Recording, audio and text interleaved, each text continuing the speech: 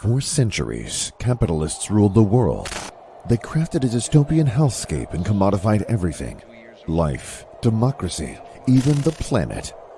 Facing extinction, a rebel group emerged to challenge the capitalists.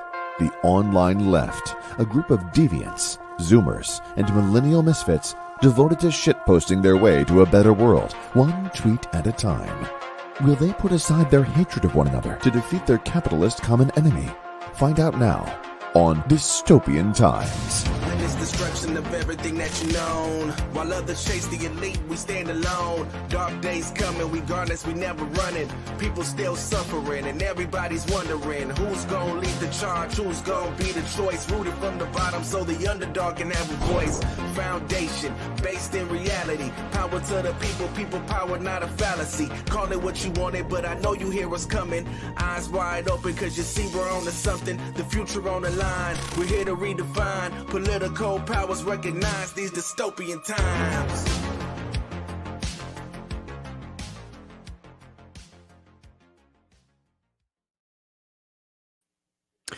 Hello, everyone. Welcome to the second episode of Dystopian Times. I am your host, Dystopian Figueredo. So it's really nice to see you all once again. Last week, the panel that I had announced that I would be bringing on, unfortunately, I'll be having to reach out to them individually since that show was canceled, but have no fear. I will be trying to bring those folks back on.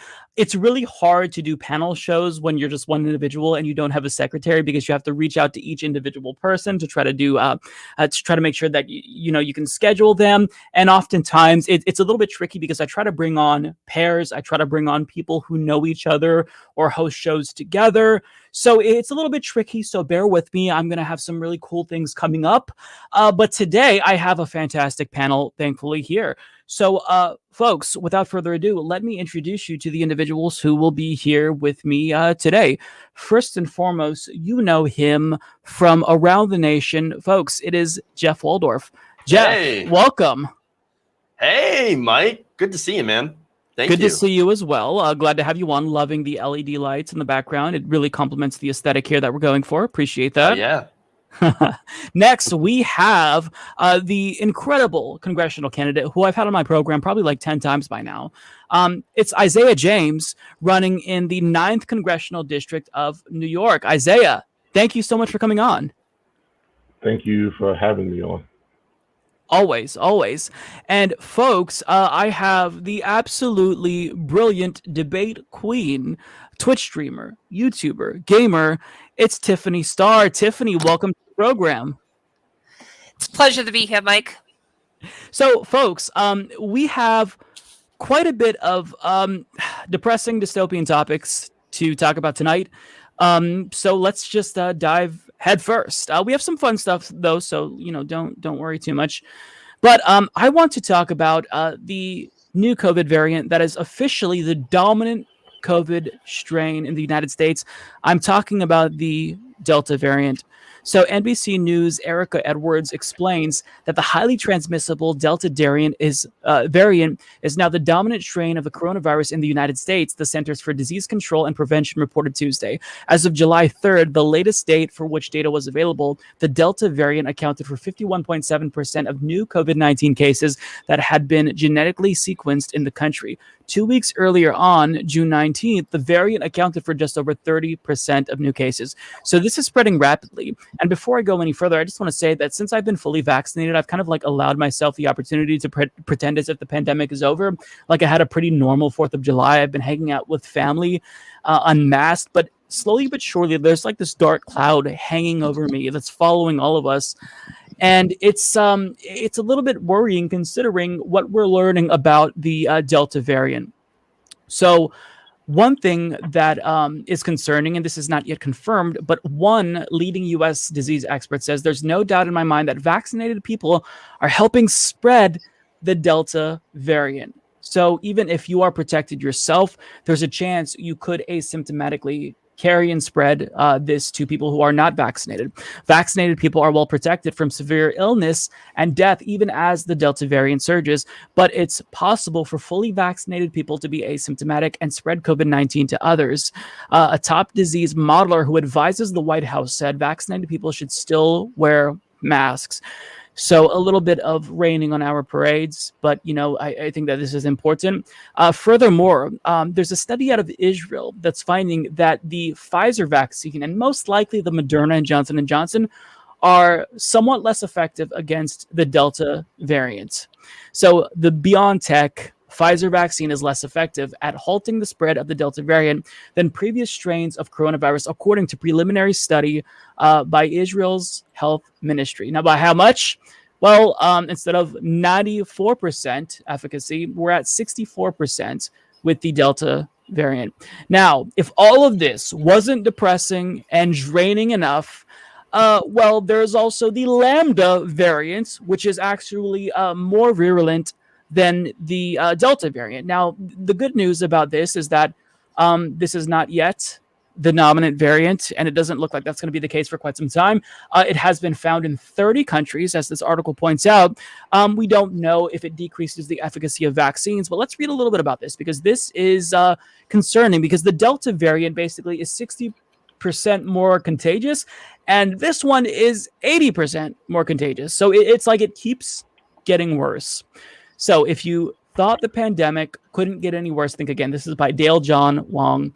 An extremely viral strain of COVID-19 virus has been detected in over 30 different countries over the past month, and scientists are now worried that it may prove too resistant to vaccines. According to experts, the variant, which has been named Lambda strain, or C.37, originated in Peru in August of 2020 and has been blamed for causing the country to have the highest pandemic-related mortality rate in the world. Now, more concerning is the fact that the variant has now been found in patients in over 30 countries, while most of the infections have been confined to South America. A number of cases have also been reported in as far as the UK. Now, the good news about COVID-19 overall is that the vaccines are still very effective. The bad news is that as people aren't vaccinated, as the virus continues to circulate, it increases the likelihood that a vaccine-resistant strain emerges. So there were a whole bunch of information out there. I just want to get the responses from the panel. Tiffany, what is your take on all of this? Because I feel like we're headed straight towards an iceberg. Like, we're going to hit it. We're going full speed ahead. And it seems as if how rapidly, the virus is mutating, we're very soon going to see a strain that is resistant to vaccines, and we're kind of all back to square one. Now, note, none of us here on the panel are epidemiologists, but what are your thoughts on this? Has this brought you down, Tiffany? Speak to me, because I'm feeling really, really depressed about all of this. Listen, we're not on the course towards an iceberg. We're on the course towards a ton of icebergs. There's so many icebergs ahead of us that I can barely see the ocean. This is how screwed we are. On the bright side, we don't have a president that's going to try and sweep this under the rug and say it's going to disappear by August. This just drives home the point that it's important to get vaccinated. While being vaccinated doesn't guarantee 100% prevention, it does defend your body from COVID-19 significantly, including against the Delta strain. Even the Pfizer vaccine, which is less effective, as you just stated, still can stave off the COVID. Although I will say that if the Pfizer vaccine is not as effective, we should probably switch it out for one that's more reliable. I'm not sure. There's so many different vaccines. Even my girlfriend, who's a biologist, she's actually working for a company making another variant of the vaccine, although she's all hush-hush about it. So who knows? But we should not just stop just because we have a vaccine, especially with all these variants coming out, which, we've been told that this could happen. There could be mutations or another strain. So we should be prepared for this.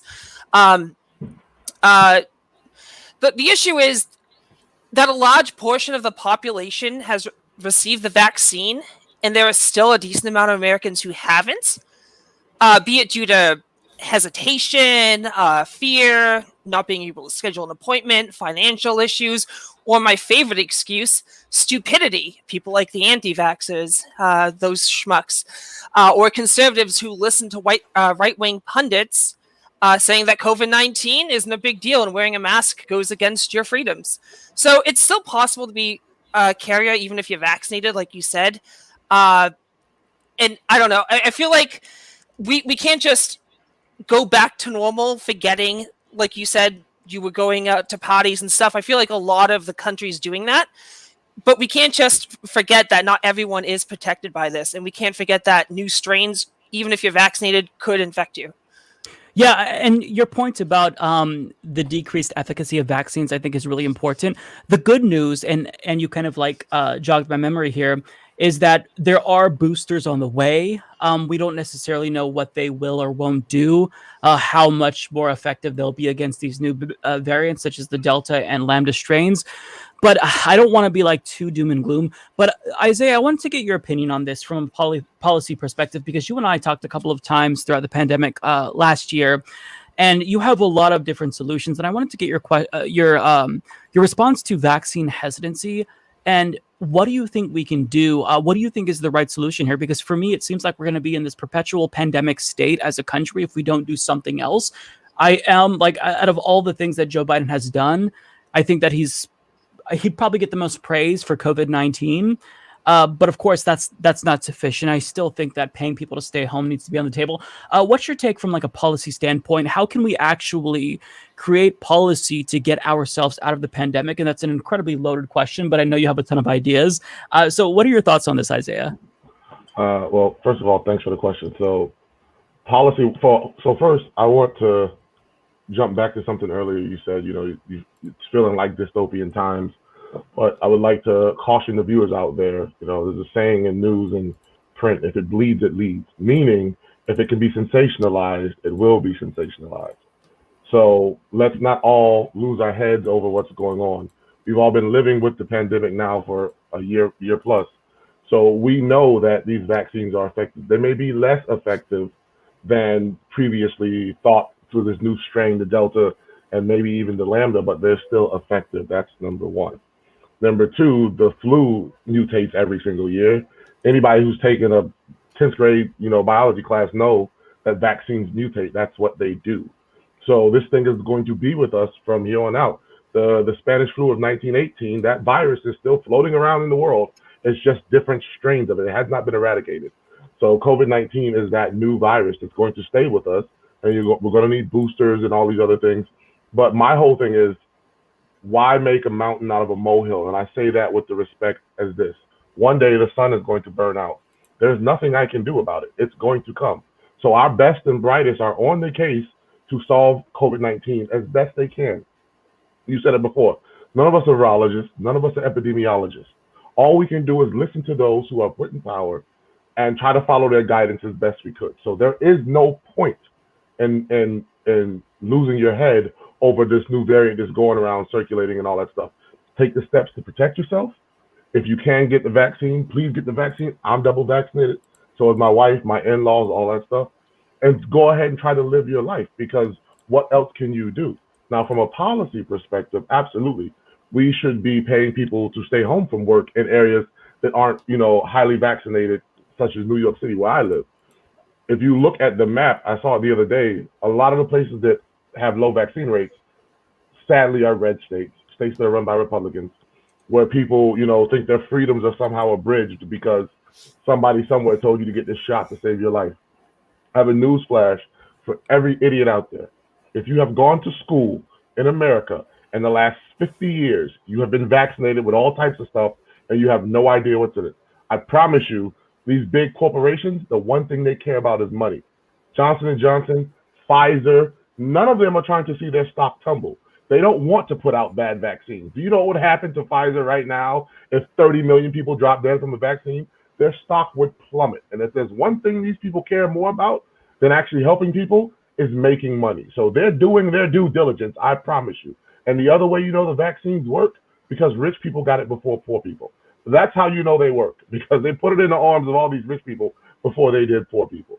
So I promise, let me disabuse you of any notion that big government is trying to put a microchip in you. From a policy perspective, we can pay people, like I said, to stay home. We also, if this wasn't a wake-up call for single-payer healthcare, then I don't know what is. We had 50 separate health systems, actually more than that, because while I live in New York City, you have the New York City Department of Health, you have the New York State Department of Health, you have the different boroughs Department of Health. So we need a single coordinated plan to deal with something like this in the future. And not just that, before COVID-19, 50, 60, 70,000 people were dying every year because they didn't have access to healthcare.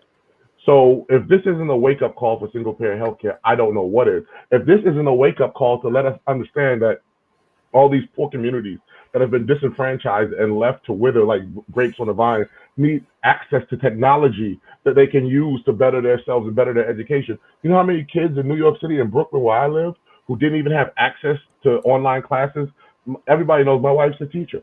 My wife literally had to call families and walk them through how to set up the iPad that New York City Department of Education provided to those kids, because they don't even have a computer at home. And a lot of them don't even have Wi-Fi at home. It's another thing to let folks know out there that Wi-Fi is a public utility. It is 2021. We should treat it as such. You cannot do anything in this world without the internet. You need the internet. So let's stop treating Wi-Fi as a luxury and start treating it as a public utility and make it free to the masses like it was designed to be from the beginning. Yeah, Isiah, this is why I love talking to you, because not only are you like an encyclopedia, but you also have a way of like calming me down when I feel like doomer about things, because it is true. Like we can only do so much as individuals, right? I mean, we're vaccinated. We take the precautions when necessary.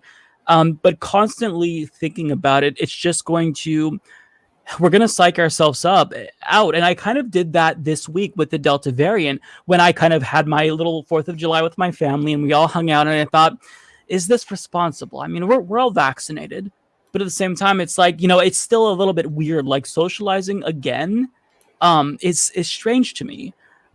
Jeff, what's your take on this? Because I feel like Isiah is correct. Like, this is going to be something that we live with forever. It's just a matter of like, to what extent will this be a part of our lives? Will it be a daily bother? What's your take on Delta?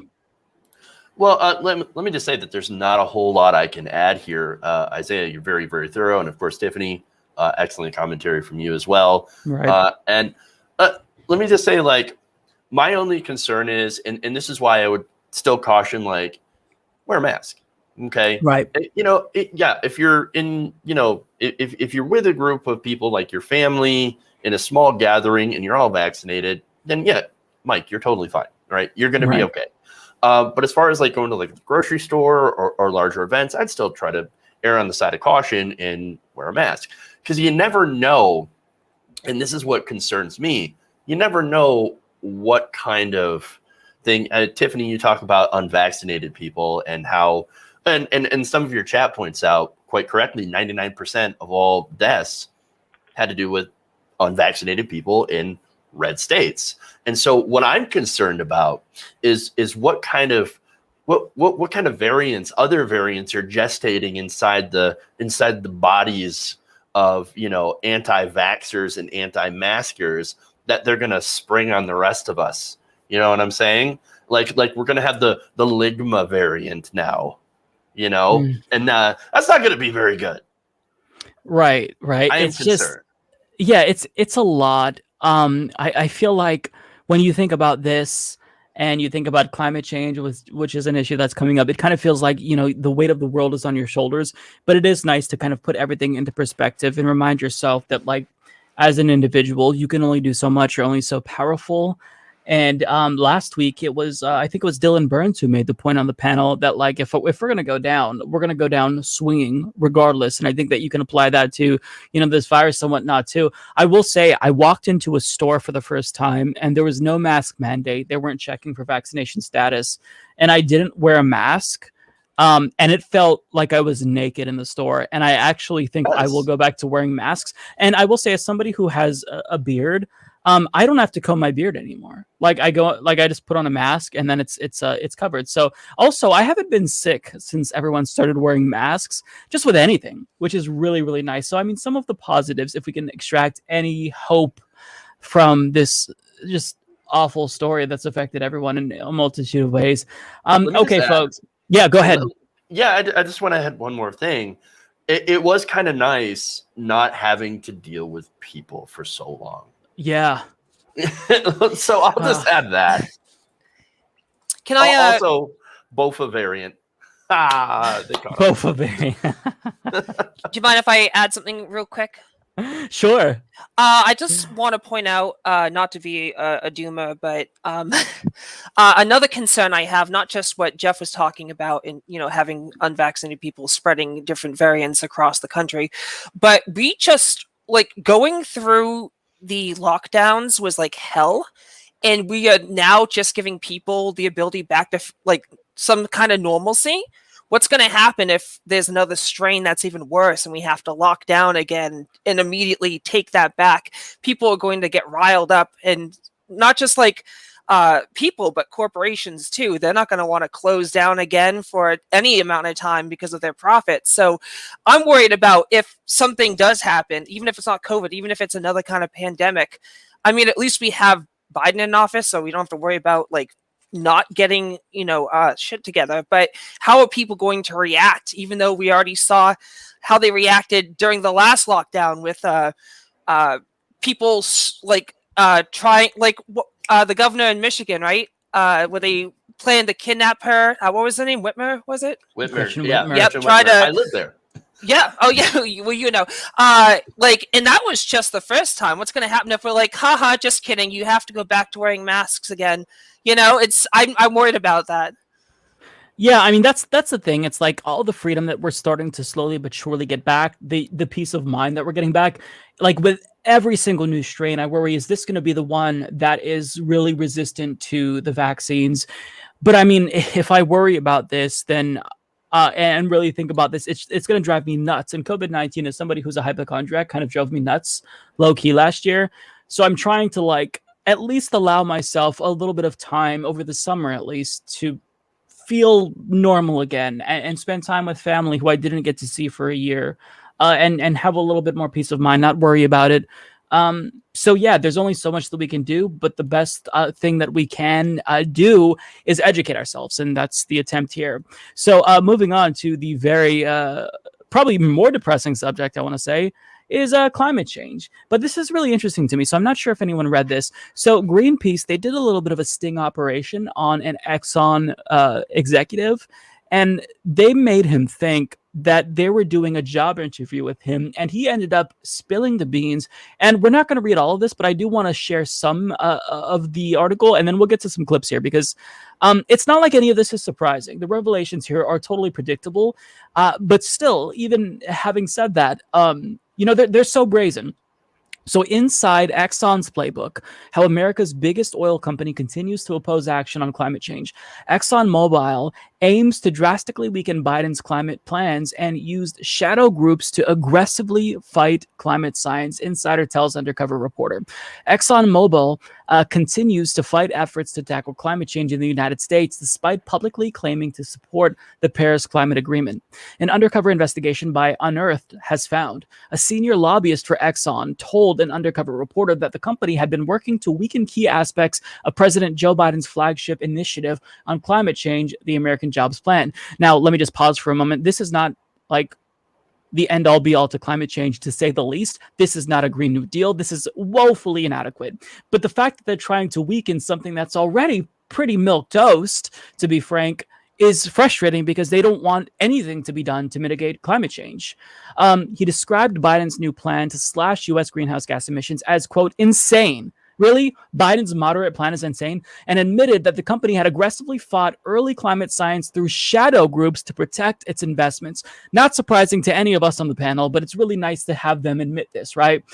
Keith McCoy, a senior director in Exxon's Washington, D.C. government affairs team, told the undercover reporter that he is speaking to the office of influential Democratic Senator Joe Manchin every week with the aim of drastically reducing the scope of Biden's climate plan so that, quote, negative stuff, such as rules limiting greenhouse gas emissions and taxes on oil companies, are removed. So if you're wondering why Joe Manchin is so apprehensive about doing anything climate related, if you're wondering why Joe Manchin has watered down effectively the American Jobs Plan and removed all of the climate elements to the infrastructure bill, here's why. it's because he's in the ears of fossil fuel funders. Now, I want to skip a lot of this and get to the clips here, because keep in mind, this is what he believes is a Zoom interview. He thinks this is confidential. So he talks about all of this. And I want to hear it straight from the horse's mouth, because I think this is really, really, this is bad.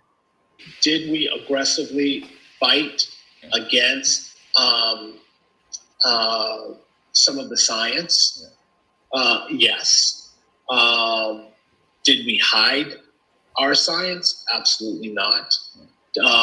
Did we join some of these shadow groups to work against some of the early efforts? Yes, that's true.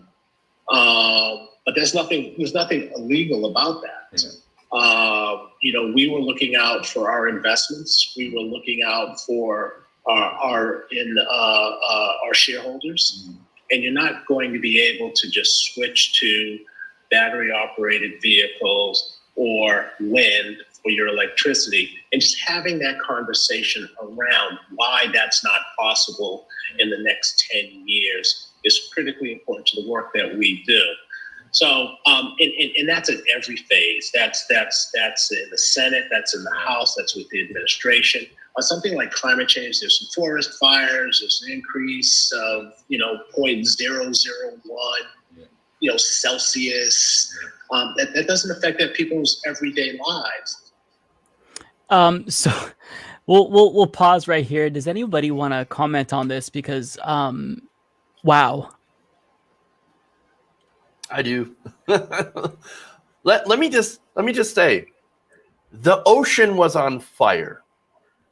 The ocean last week on fire, and this guy's saying, we can't just switch to alternative energy within the next 10 years. Well, we can't do any of that. Why not? We already have the technology. The only thing that we're lacking right now is the political will. And oh yeah, by the way, not only is the ocean on fire, but you had remember that small town, I think it was Lytton in Canada. Normally beautiful, normal moderate temperatures, burnt to the ground thanks to massive heat. You had the heat dome over in the Northwest, the Pacific Northwest, cooking people in their homes. I don't recall just how many people died, but enough, more than enough. Okay, climate change is not just an issue; it is the issue. It is the survival of our species. We always get made fun of by right wingers. Oh, you're trying to save the planet, libby libs, right?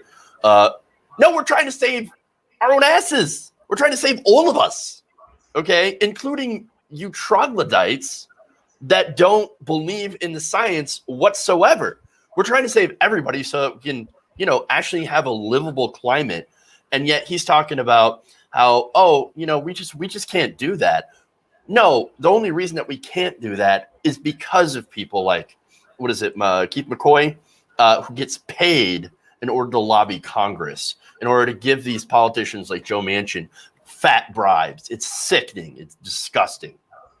Yeah, and I wanted to ask Isiah a question, because assuming you'll be elected to Congress, you don't take any money from these ghouls, but that doesn't mean that they're not going to try to influence you. And, in the event they come to you and they try to get you to back down on some bill or water down something that you're proposing, then inevitably there's going to be the entire industry out against you, these attack ads. How do you respond as a lawmaker to all of the corruption and the influence of the fossil fuel industry? Because I feel like unless there is substantial legislation to limit the amount of money in politics, limit the influence of lobbyists, nothing is going to change. So how do you respond to this, Isiah? So Justice Breyer, who was a Supreme Court justice, said that sunshine is the best disinfectant. All right. And for those who know me, know that I served in the military. I just did an interview yesterday with PBS NewsHour about us pulling out of Afghanistan.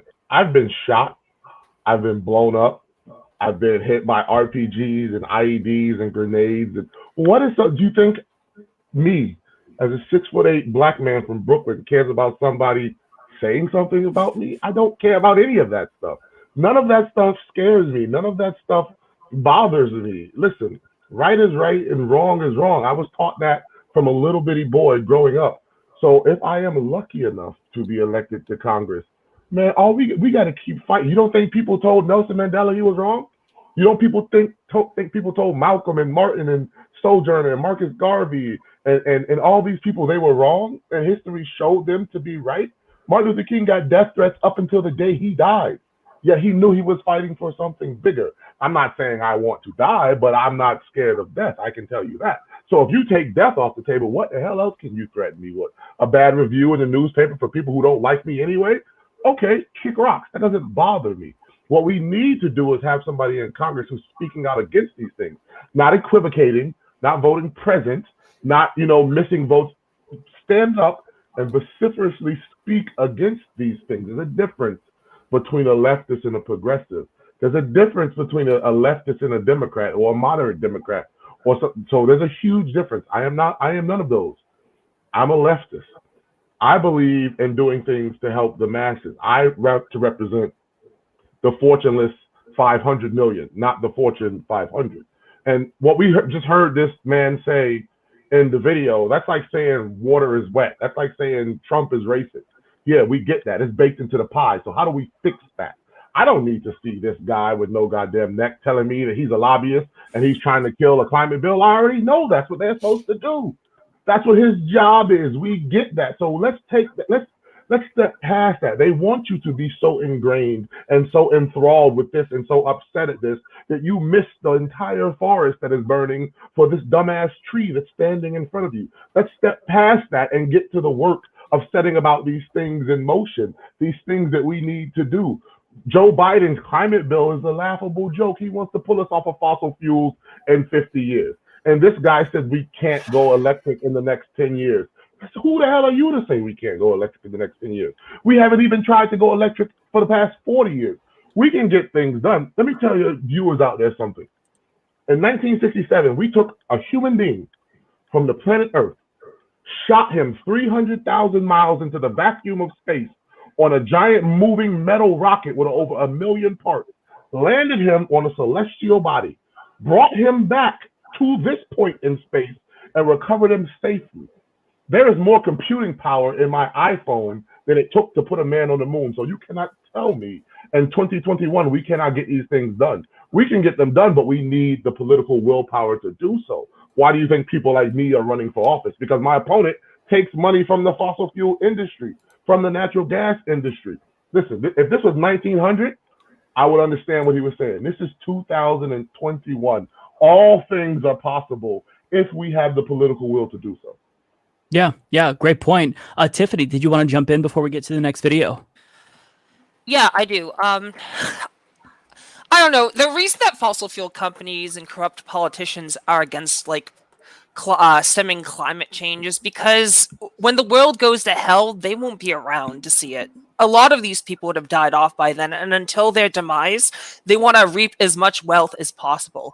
It's like object permanence. If they can't see it, it doesn't exist. And by the time they admit that climate change is a threat, the U.S. coastal cities will be cosplaying Atlantis because they'll be underwater. Mm-hmm. There have been articles and data that show that it's actually too late to stop climate change. All we can do now is try to mitigate its effects and learn to live with our own man-made disaster. We may have been able to get with the program faster if we didn't have money in politics, but we live in a country where legalized bribery exists.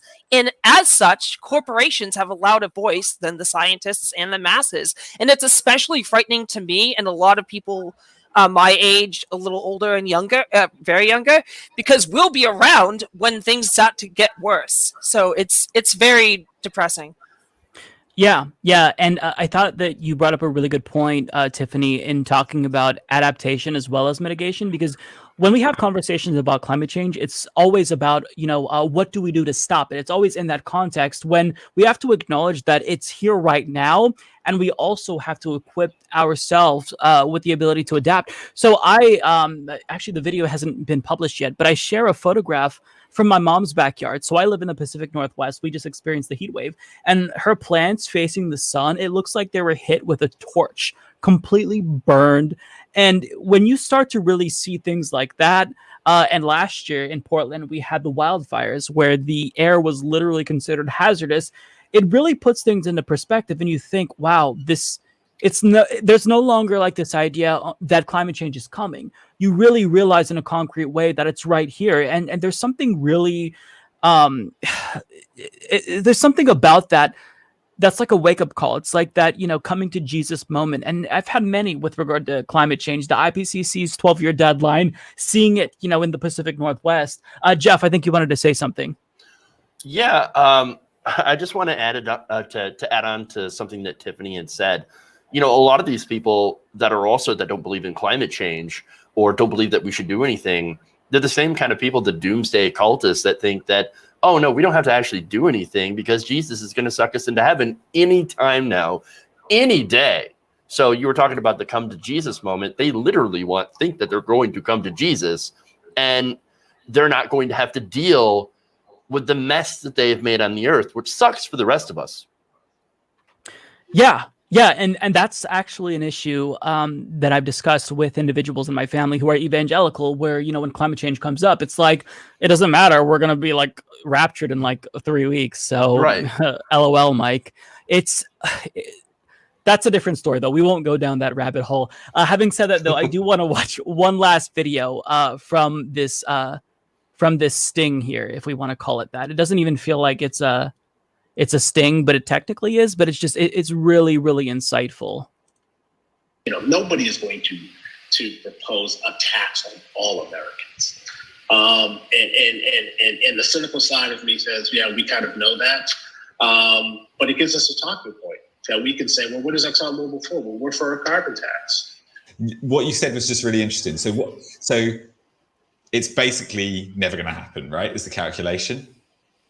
Yeah. No, it's not. It's not going to. Carbon tax isn't going to happen. So this helps me understand a little bit why suddenly a lot of US oil majors are talking about a carbon tax, because it sounds pretty. Well, the cynical side of me, they've got nothing else. So it's an easy talking point to say, look, I'm for a carbon tax. So that's the talking point. That is in my mind, an effective advocacy tool. So the reason why I wanted to play that clip is because I think that this is kind of like a microcosm of a bigger issue in the United States, and you can apply this to any other issue.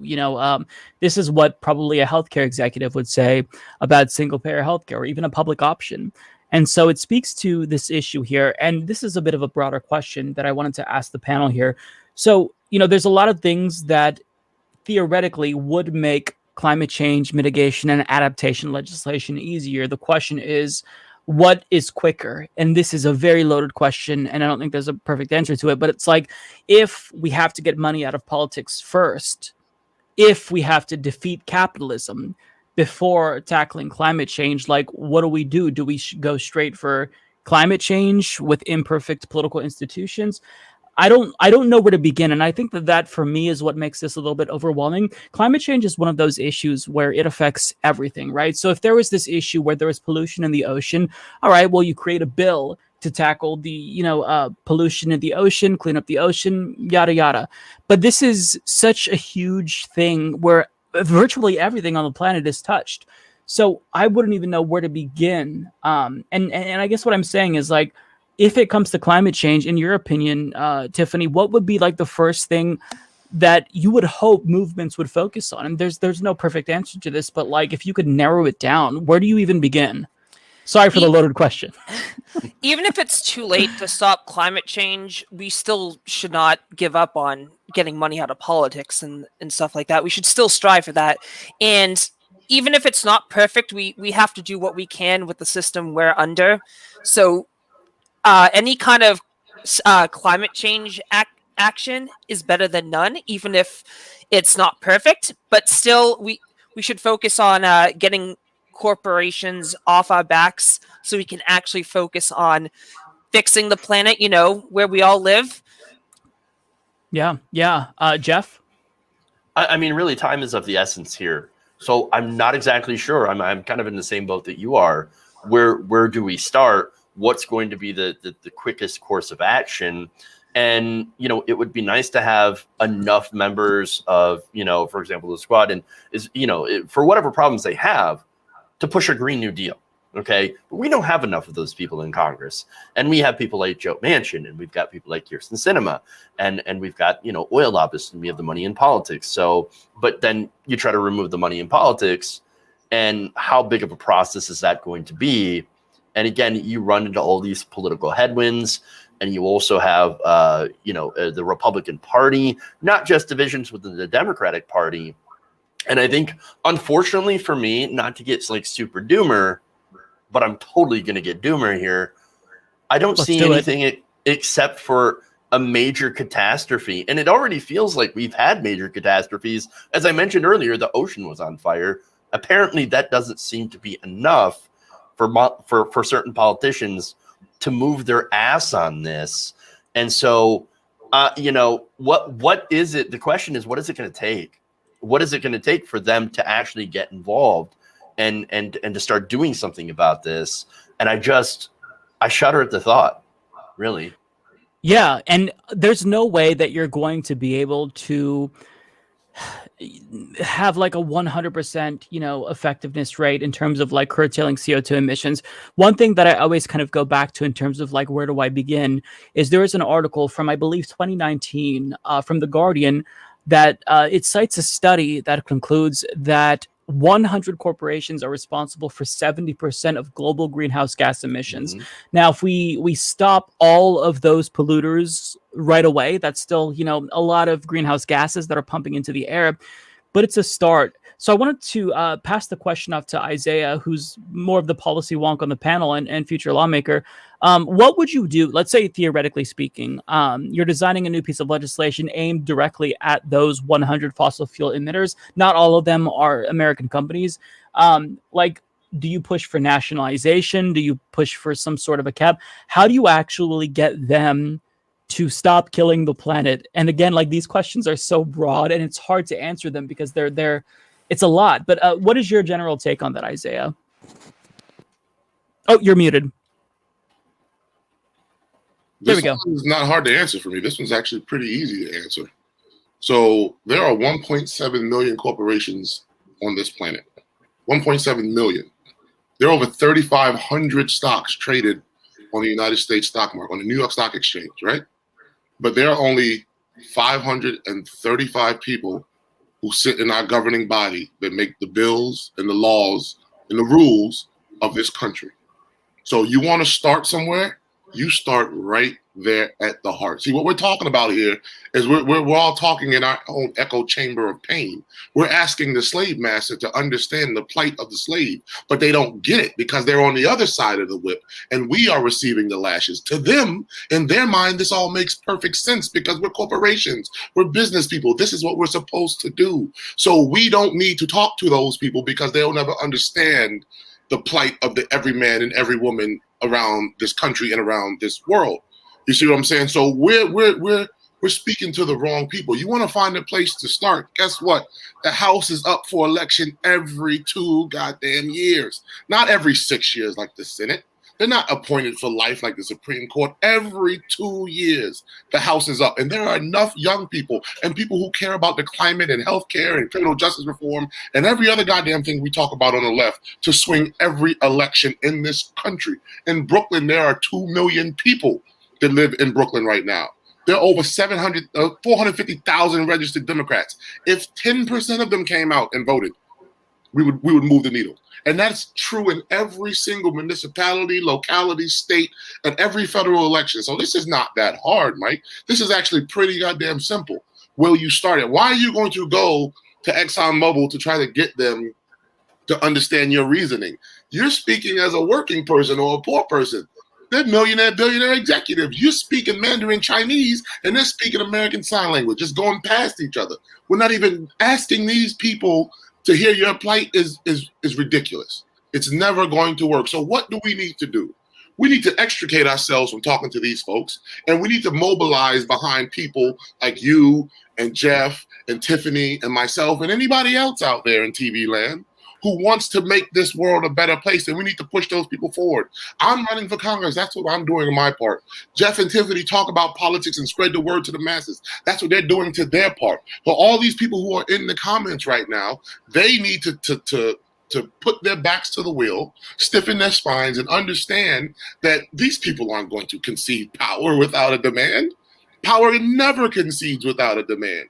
They don't give a damn. You already heard it. They're not going to be around when this world goes to hell. Mitch McConnell is holding up bills and he'll never have to live under. And this is not just the Republicans. If we're going to bash their side, which they so vehemently deserve, we have to bash our side too.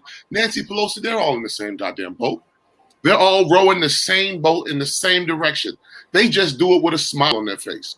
The biggest polluter in the United States of America is the United States military. Democrats vote for that goddamn funding bill every single year. Yeah. None of them stand up and say no. Joe Biden is increasing that bill right now. So listen, it's like they're bombing you with a pride flag on their plane. It doesn't make any difference. The bombs are still killing people. So we need to understand. Yeah, they just give it to you with a smile. Yeah. And a grain of salt. I live in a democratic city. Our police budget is the biggest in the goddamn world.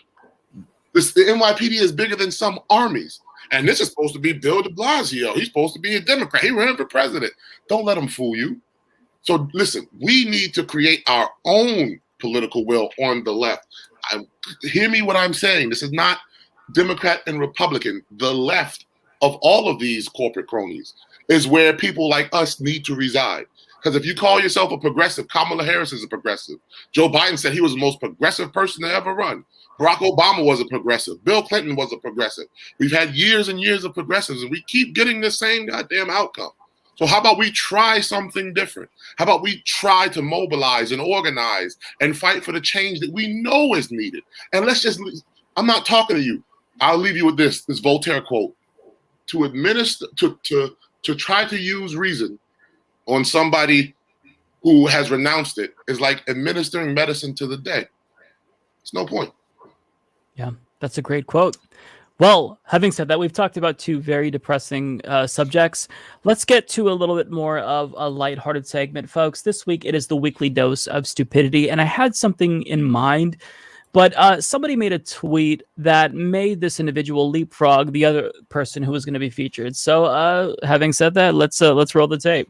In a world of politics dominated by the strange, the deranged, and outright insane, we'll now take a moment to shine a light on the craziest of what politics has to offer. This is your weekly dose of stupidity. And Ben Shapiro is the one who made the cut this week with this absolute banger of a hot take. So this is basically, I mean, as a leftist, I don't think I could ever show my face in public again because this is a thorough hypocrisy burn. So he writes, the same people on the left who rant ceaselessly about expensive, supposedly endless wars with no exit strategies are in favor of the counterproductive and endless war on poverty in which we economically burned villages in order to save them. Folks, I don't know where to begin. So this tweet almost broke my brain. Actually, I'll leave it up while people let it kind of like marinate. Any thoughts on this, folks? I'll jump in on that one first. Okay. Well, as someone who has actually been to war 3 separate times on 2 separate fields of battle, both Iraq and Afghanistan, who was an infantryman, Ben Shapiro is a complete goddamn idiot. There's just no way around it, okay? The guy thinks just because he talks really fast like this and he says words that nobody, he makes a point. He doesn't make any point. The war on poverty is nothing like an actual war where human lives are being taken at the end of a barrel or a bomb dropped on them. These people, like Ben Shapiro and all the rest of them on the right, and even some on the left, who are so quick to fund our military-industrial complex, have no idea the ravages of war. I promise you this. I don't think I can impress upon you enough how absolutely horrible war is. There is no other comparison. when I hear people, in football talk about we go to war every Sunday, it always gets me pissed off. Well, I'd go to war with you, man. No, you wouldn't. It's not what you think it is. So people like him just have no clue of what they're talking about. When I see a statement like that, I know for a fact that you're a complete idiot. There's nothing I can say to you that can ever change your mind. Because if you would say something, my father's a veteran, I'm a veteran, my cousin's a veteran, my uncle's a veteran.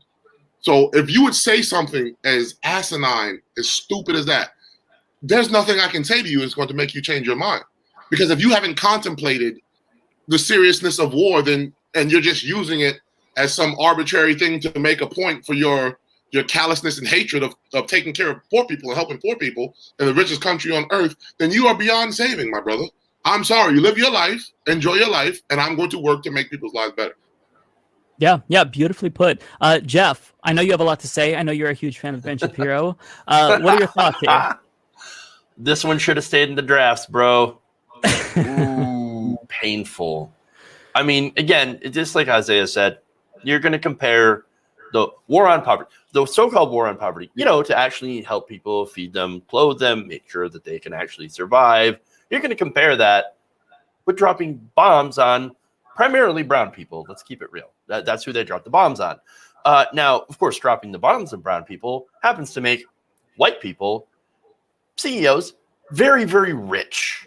And so, of course, we're going to keep doing that instead of actually feeding poor people who actually, need the money and need to be fed and all of that stuff. No, it really shows our priorities as a nation are so incredibly ass backwards.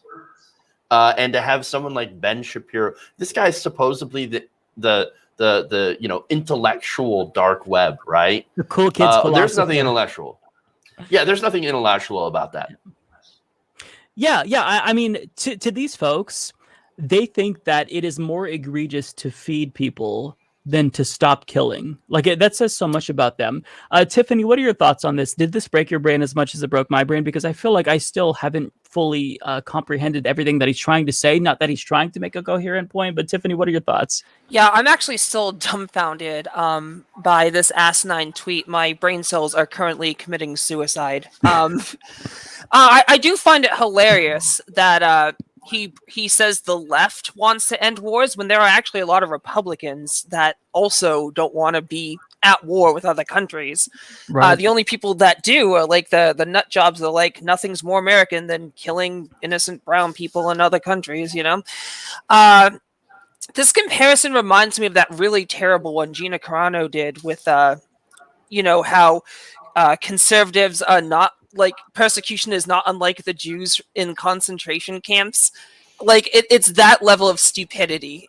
It's like it's not even comparable. But I'm not even sure what he was trying to get at with this tweet. My brain doesn't work right now. Mike, I want to say something. So the narrative of service and veterans in this country has obviously been co-opted by the right. They think only, and my reasons for serving weren't patriotic. They weren't some unabridged, unabided sense of freedom. I was poor. There were a lot of recruiting stations where I grew up, and they offered me a job in healthcare and free college to travel the world. So I was like, all right, what the hell else do I have to do? But there's nobody on the left that can speak to these things because, let's just throw somebody who's very popular on the left, AOC. If she says something, what the hell does she know? She's a bartender from the Bronx. If Cori Bush said something, if Jamal Bowman of Ilhan, none of them have the experience to actually speak to this. And everybody who served in Congress or served in the military always winds up being a Republican. Well, I'm a leftist. I'm a democratic socialist, unabashed. And if I hold up my uniform, this right here, all the medals and ribbons and all the dangly bangly things and all that stuff, I have all of that. And I'm not, a soldier who happened to be a leftist. I'm a leftist who happened to be a soldier.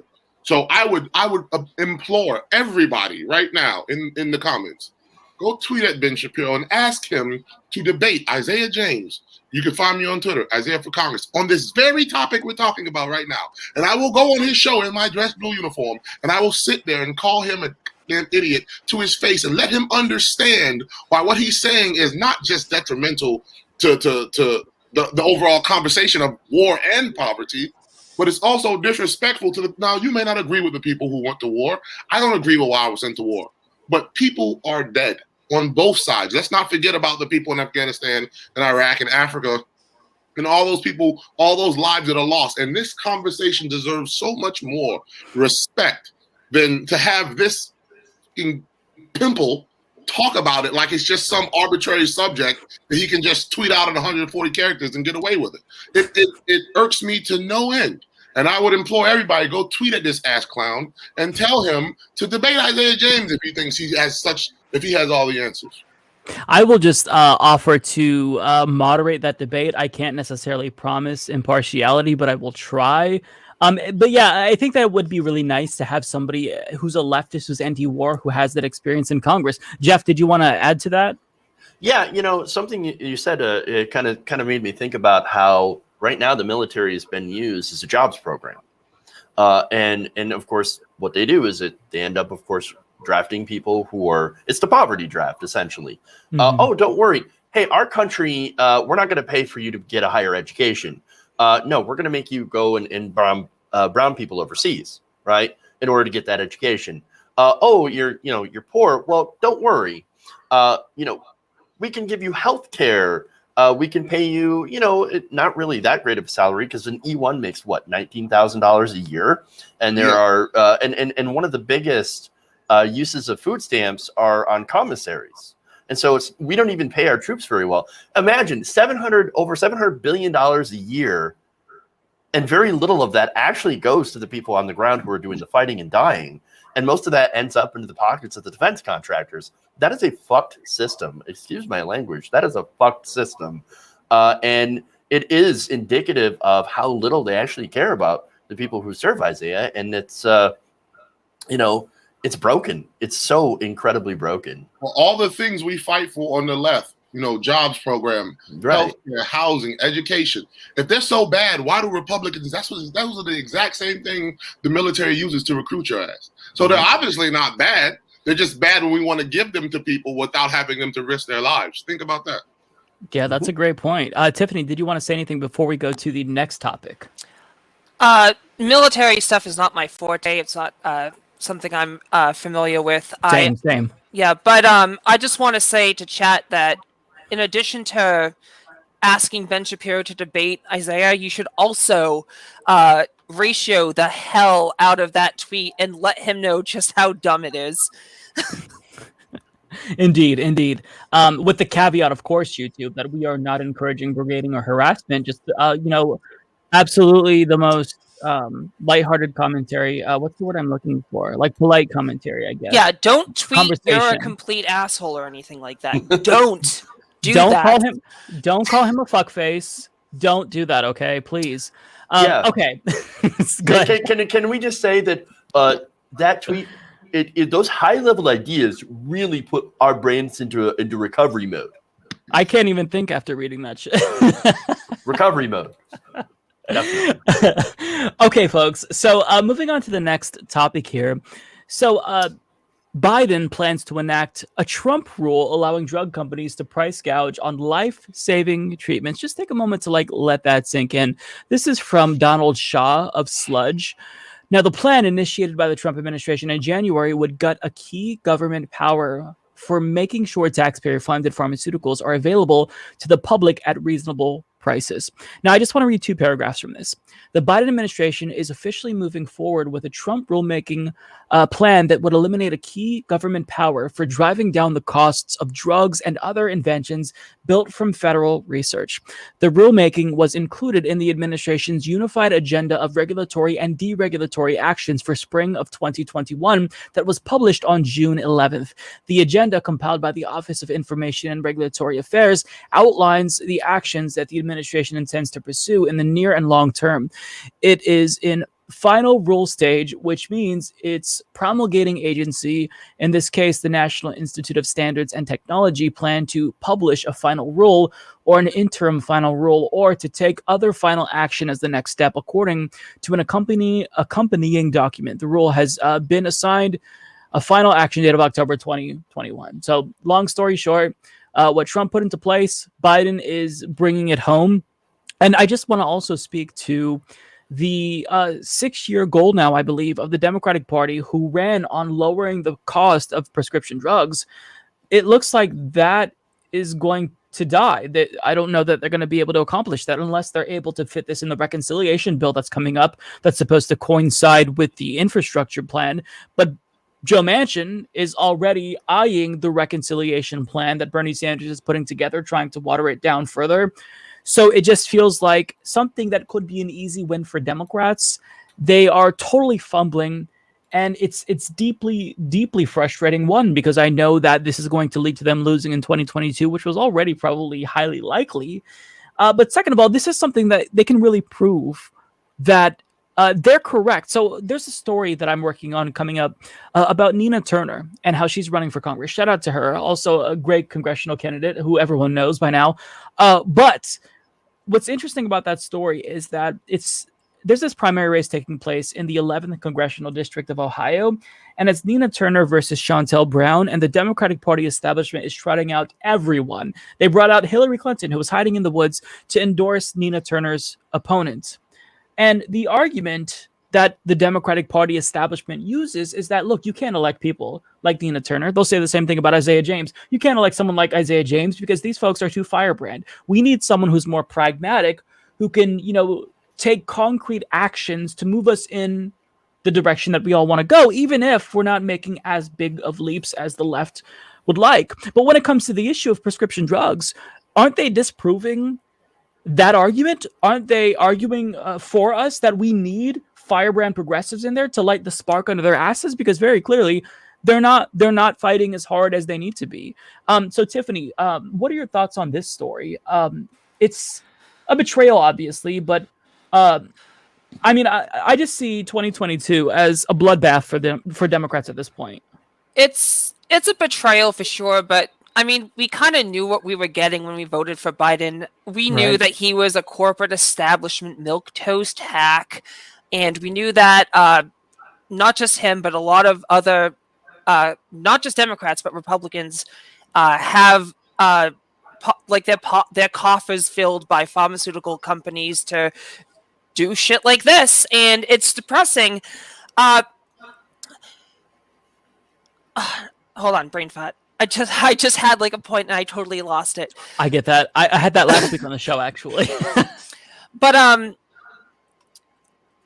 God damn it, I forgot. Get back to me. Yeah, Jeff, go ahead and jump in. So look, I love how they're missing the obvious slam dunks. Mm-hmm. And this is, by the way, this is the same thing that every single administration, even the Trump administration, came in. These pharmaceutical companies, they're ripping you off. I'm going to do something about it.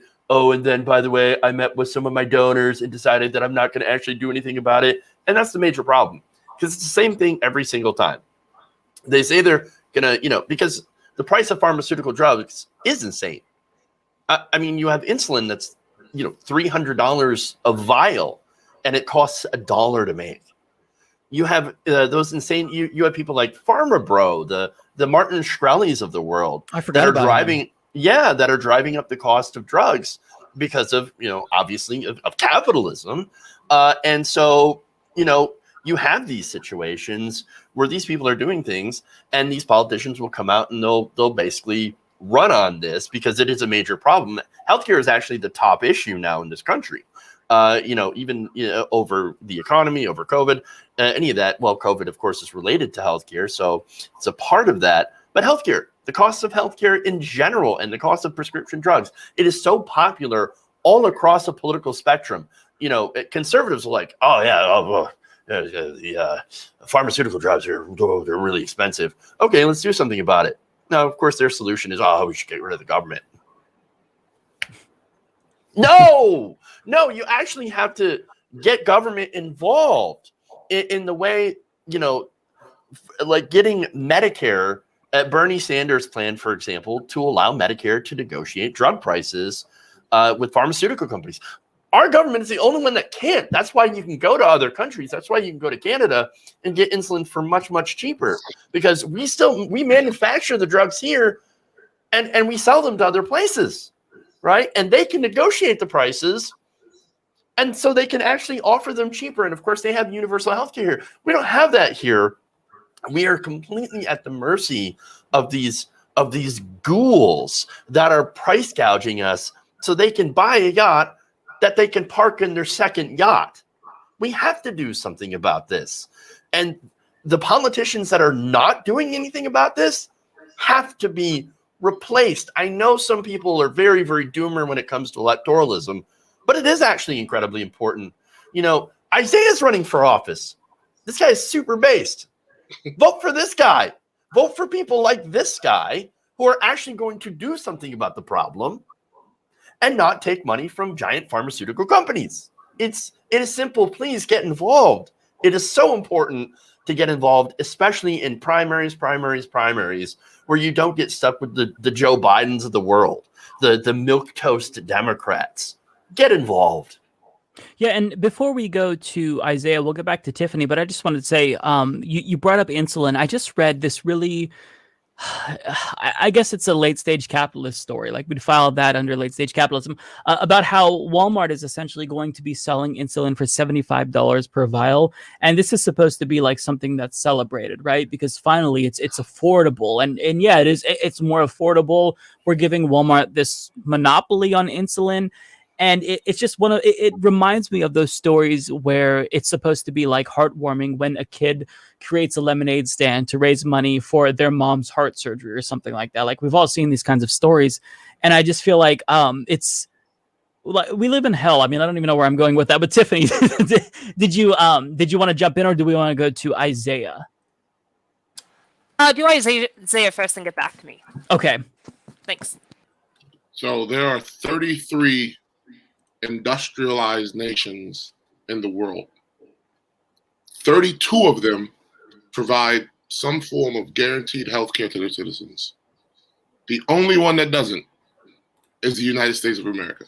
I'm talking Canada, Japan, South Korea, France, Germany, Italy, Mexico. All of them provide some form of guaranteed health care. So what we're talking about here is not reinventing the wheel. We're not talking about being pioneers of something. We're talking about single-payer healthcare, which is we can model it after any one of these countries. So then ask yourself, if the answer is right in front of you, this is Occam's razor. What is the simplest solution to why we haven't done this? Not because of all the complicated intricacies of healthcare and all. What is the simplest solution? The simplest solution is the fact that politicians on both sides are being paid by the healthcare industry. That is it. All of this stuff we talked about, climate change, wars, poverty, healthcare, none of it will get done until we divorce money from our politics. That is it. That is the crux of every argument you will ever hear about politics anywhere, to divorce money from politics. Because guess what? When we have politicians who have to go to the people to get their vote, then they have to work for those people. If I know you're not going to give me any money, why would I ever come back to my community? Why would I ever do anything for you? Why would I ever listen to what you have to say? I just pass you off to an intern because I know I can just go call up the guy from the lobbyist from Exxon and get, $50,000 in my campaign coffers. So the big issue is we have to divorce money from politics. Now to the smaller issue of, not smaller like lesser issue, but to the secondary issue of Joe Biden allowing pharmaceutical companies to still run roughshod. This is what you get when you elect a corporate Democrat. Let's be clear. I didn't vote for Joe Biden. I wrote in Bernie Sanders. Just because you have a D next to your name does not mean you get my vote. I promise you that. You have to earn my vote. And I am not going to vote for the man that gave us the crime bill. I'm not going to vote for the woman who locked up black people for smoking weed when she went on the Breakfast Club radio show and said, yeah, I smoked weed. Those are hypocrites to the umpteenth degree, and you don't deserve my vote. Because if you weren't running for president, you would look down upon me with disdain. I already know who you are.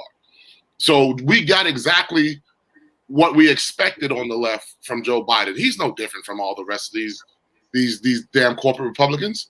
That's why I call Democrats low-calorie Republicans. They're the same animal. They're the same people. There are no differences between them. The only difference is they stab you in the back with a smile. Republicans just run you right over. And Democrats do it with a smile on their face. And but I want folks to understand out there that the tide is shifting. The older generation that fell for their BS, they're still out there. But this new generation who has unfettered access to technology, unfettered access to information, unfettered access to community building via the internet, we're not falling for it anymore because we understand that this piecemeal approach does not get us to where we need to be. This halfway approach, you know what incrementalism gets us? It gets us 3/5 of a person. That's what it gets us in the Constitution. The Southerners couldn't agree, the Northerners couldn't agree. So let's meet in the middle. Let's be moderates. Let's call black folks 3/5 of a person. You know what it gets us? It gets us Jim Crow. Well, the Negroes got freedom, but we don't want them near us. Let's give them their own thing, separate but equal. None of it actually works. We need bold reformational change on all of these things. Now, I know we're talking about individual things, but we have to understand that all of these things are interconnected. Because if you don't have your health, you can't go to work. You can't go to work. You're relying on the government you pay taxes to give you some assistance. But when the Republicans are cutting assistance, then you can't do that. Then your mental health suffers, but you can't go get help for your mental health because they don't fund those programs. You have to go to the hospital because you're sick, but then you get a huge bill, but you can't work and you're bankrupt and you can't go get a goddamn loan because the banking system is already corrupt. All of these things are interconnected. Don't believe that these are disparate issues. Don't believe that your problems are only your problems alone. Me up here in Brooklyn, whoever's listening out there in Utah, your problems are my problems. I want you to know that. I want you to know that it's going to take all of us together to turn this mighty ship that is America, because the iceberg is dead ahead. We're staring at it. It's climate change. It's income inequality. It's racial injustice. It's all these things we see right in front of us. And if we do not turn this Leviathan of a ship, what happened to the Titanic? It was unsinkable until it wasn't unsinkable. America's no different. We can slip beneath the waves like the Romans, the Greeks, the Assyrians, the Turks. All of these major empires did not take care of what they needed to take care of when it was time to take care of it. And they are now history. We're no different. So don't make no mistake. We need to band together. And I know I'm going into a tangent, but that's how my mind thinks. I don't just see issues as singular issues. People ask me all the time, well, Isiah, what's the most important issue you're running on? That's a goddamn fallacy. There is no issue that's more important than the other. Because if I'm homeless, that's my most important issue. If I got cancer, healthcare is my most important issue. If I got these damn $200,000 student loan people calling me every day, that's my most important issue. And all of them are the most important issue. Yeah, and I mean, we started off the show talking about climate change, and that affects basically everything. I mean, immigration, poverty, everything is interconnected. And I like that, you do have this holistic approach, because I think that a lot of lawmakers, aside from the corruption and the legalized bribery, as Tiffany eloquently referenced earlier, is that they're very short term in their thinking, right? They're thinking about what's going to get me through the next 2 years or the next 4 to 6 years, never about like what's in the future. So, it's whatever is the hot topic or the big thing that everyone is freaked out about currently. And usually it's a manufactured issue. Fox News is talking about critical race theory right now, and it's all just a distraction from the serious issues that people are experiencing currently. Tiffany, did you want to go back to your... Yeah, sorry about that. No problem. Yeah, sometimes, brain cramps, it just takes time to get it back. I had a whole paragraph in my head and I lost it, but anyways, it's just rules like this that drive people to travel out of country to get their medication and surgeries. They even have news segments on how people go to Canada to purchase medicine that is required to keep them alive. It's ridiculous. The solution to this would be Medicare for all, and I'm not talking about some half measurement like Obamacare, which, by the way, is still better than nothing at all. But insurance and pharmaceutical companies are preventing that from coming to fruition. As I said before, these corporations pay off our politicians in order to make our lives harder and for them to get richer. The cost of hospital care in the United States is 2 to 3 times greater than in most similar countries, despite us being the wealthiest country in the world. There is no good reason why our healthcare system should be this broken. I don't have the study on hand, but I remember it's something about something like 80% of Americans can't afford an $800 emergency, and that's ludicrous. That shouldn't even be an issue in the richest country in the world. So, like Isiah said, we need to band together and push back, because we can't live like this. Yeah, absolutely well put. Okay, folks. So what we're going to do now is we've got one major story left to talk about, but we're going to take a quick 2-minute break to focus on our featured content creator of the week. This is an individual who I think a lot of people already know. I've been a fan of him for quite some time. So let's go ahead and we'll watch something that you should definitely check out.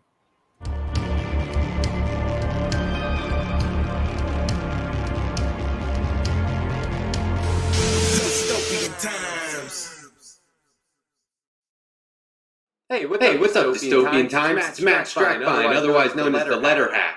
Now, I think most people who follow me on Twitter know me as that guy who's always making comics about Sam Cedar and the Majority Report. But I have two goals, really. One, I want to promote as many leftist media types as possible. And two, I just want more people to read comics. Now, I try to watch all the shows. Humanist Report, Rational National, Secular Talk, Like It or Not, Status Coup. I try to watch them all because I like what they have to say, and frankly, a lot of these people make for some pretty hilarious content. This year, I'm self-publishing an original graphic novel called Milagro. It's written by Guillermo Zagara with art by Ross Radke and myself. It's a story of a failed luchador living on the streets of Mexico City in self-exile. It's a contemporary fight comic rated BV for brutal violence, but it's got a lot of heart and soul. I like to say it's a story of a wrestler, not a wrestling comic per se. But we brought on a consultant who's an actual wrestling coach and the founder of the Catch Wrestling Alliance in order to make sure that we get all the fight choreography just right, but also to make sure that all the moves are as brutal as possible. We're also using a translator to help us out with all the Spanish dialogue. Milagro is a thoughtful tale grounded in reality, and it's a story of what it takes to be a hero when all you know how to do is fight. The Milagro Kickstarter is live as of July 5th, so you gotta get on it and consider backing us. If you can't back us for some reason, please share the link far and wide. We have some great rewards for you, like sticker sheets, art prints, and also full-color digital portraits by myself as an add-on reward. For all the info you'll need on Milagro, head on over to our Twitter profile at Comic Milagro or my Twitter profile at The Letter Hack, where we have all the links that you'll need to back the campaign, plus tons of behind-the-scenes artwork. Once again, the Kickstarter is live and running through July, so you gotta be quick. Thanks again for the support. Left is best. Read more comics. All right. So sorry for all of the comments about the echo. I don't know why there's an echo. However, when this becomes a segment on YouTube, that will be adjusted. Folks, I don't know what I'm doing like 50% of the time. So the fact that I haven't crashed this stream yet, I mean, in and of itself is a success. So I apologize. But there will be links down below, and the studio is falling apart as I record this or film this right now. Folks, live shows. That's what happens. Do it live. Okay, we'll do it live. Okay. Live. So I've got one big story that I want to talk about. And that is the story of Sha'Carri Richardson, which is probably the most infuriating story of the last couple of weeks. So by now, I'm sure most of you know, but for those of you who haven't heard about this story yet, I just want to read a couple of paragraphs from this Vox article by German Lopez, who kind of gives you the rundown.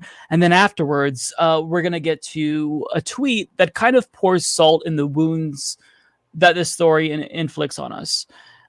So the Olympics are stuck in the 1980s on marijuana. Sha'Carri Richardson's suspension over marijuana is a callback to an era Americans are moving away from. So what would have happened if Sha'Carri Richardson were suspended from the Olympics for marijuana use in the 1980s? Because we all know by now this is what happened to Sha'Carri Richardson. In the era of Nancy Reagan's Just Say No mantra, as the country barreled further into its war on drugs, much of the public likely would have backed the move to block the sprinter from competing after a failed drug test. Politicians on the right and left, many of whom worked together to enact punitive anti-drug laws, would have said the suspension sends the right message to the public about the dangers of drug use, while news shows hosting these politicians' messages cut to the "This is your brain on drugs" commercial showing an egg on a frying pan. I'm sure that you all remember this. Very cringeworthy and stupid. The story is very different today. Prominent figures on the left and right, ranging from Alexandria Ocasio-Cortez to Donald Trump Jr., condemned the decision. For Americans now living in states where marijuana is legal, including Oregon, where Richardson used it, that's my state, the question is obvious. Why should this drug get anyone banned any more than any other legal recreational substances such as alcohol or tobacco? Even President Joe Biden, who has as a senator, helped write anti-drug laws in the 1980s and has taken a more conservative stance on marijuana legalization, suggested, while also acknowledging that the rules are the rules, that the rules should change. Yet, and this is the worst part, Richardson remains suspended, making her the latest victim of the global war on drugs. And for salt in the wound, this is by Victory News Network. Fourth place runner Rebecca Washington is set to replace Sha'Carri Richardson on the U.S. Olympic team. The Mormon athlete says she hopes to help inspire the nation's children to say no to drugs. I am going to bash my head against the computer screen here. Jeff, talk me down from this ledge. I don't think I can do anything for you, man. This is cringe. This is cringe as fuck. I mean, honestly, we're banning people for pot. By the way, it's not like she showed up high. And honestly, if you get high and you can still compete in the Olympics, for sprinting, you deserve a bucket of medals.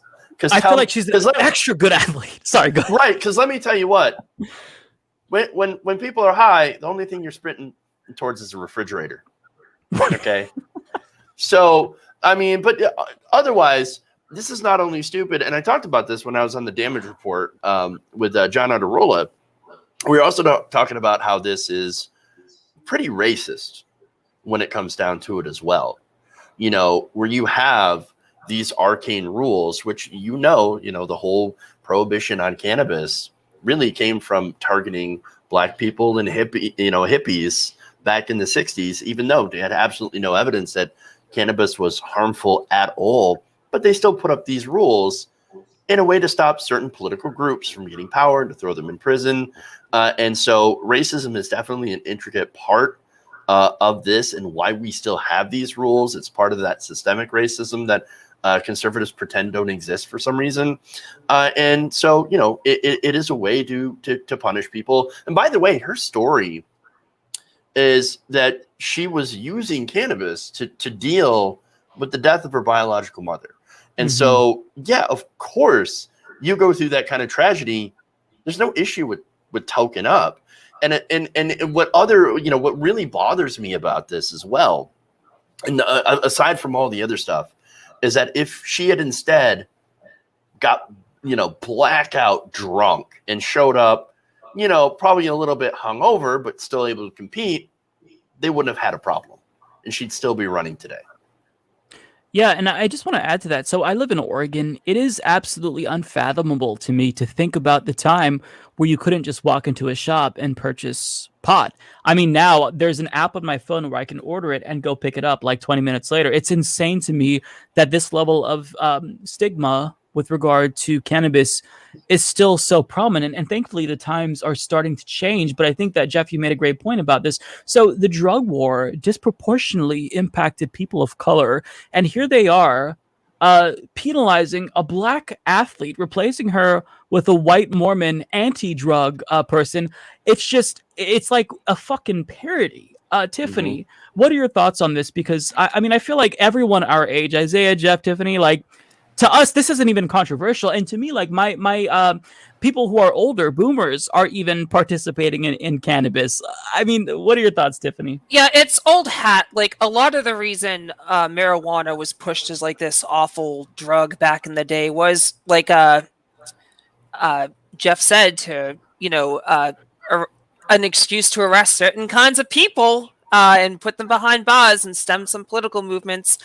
And it was a fear tactic, and they lied constantly about what marijuana does to scare people into going with it. But with science and technology, we found out that it's actually not that bad for you. It doesn't do half the stuff they say, and it actually has some medical uses that help people.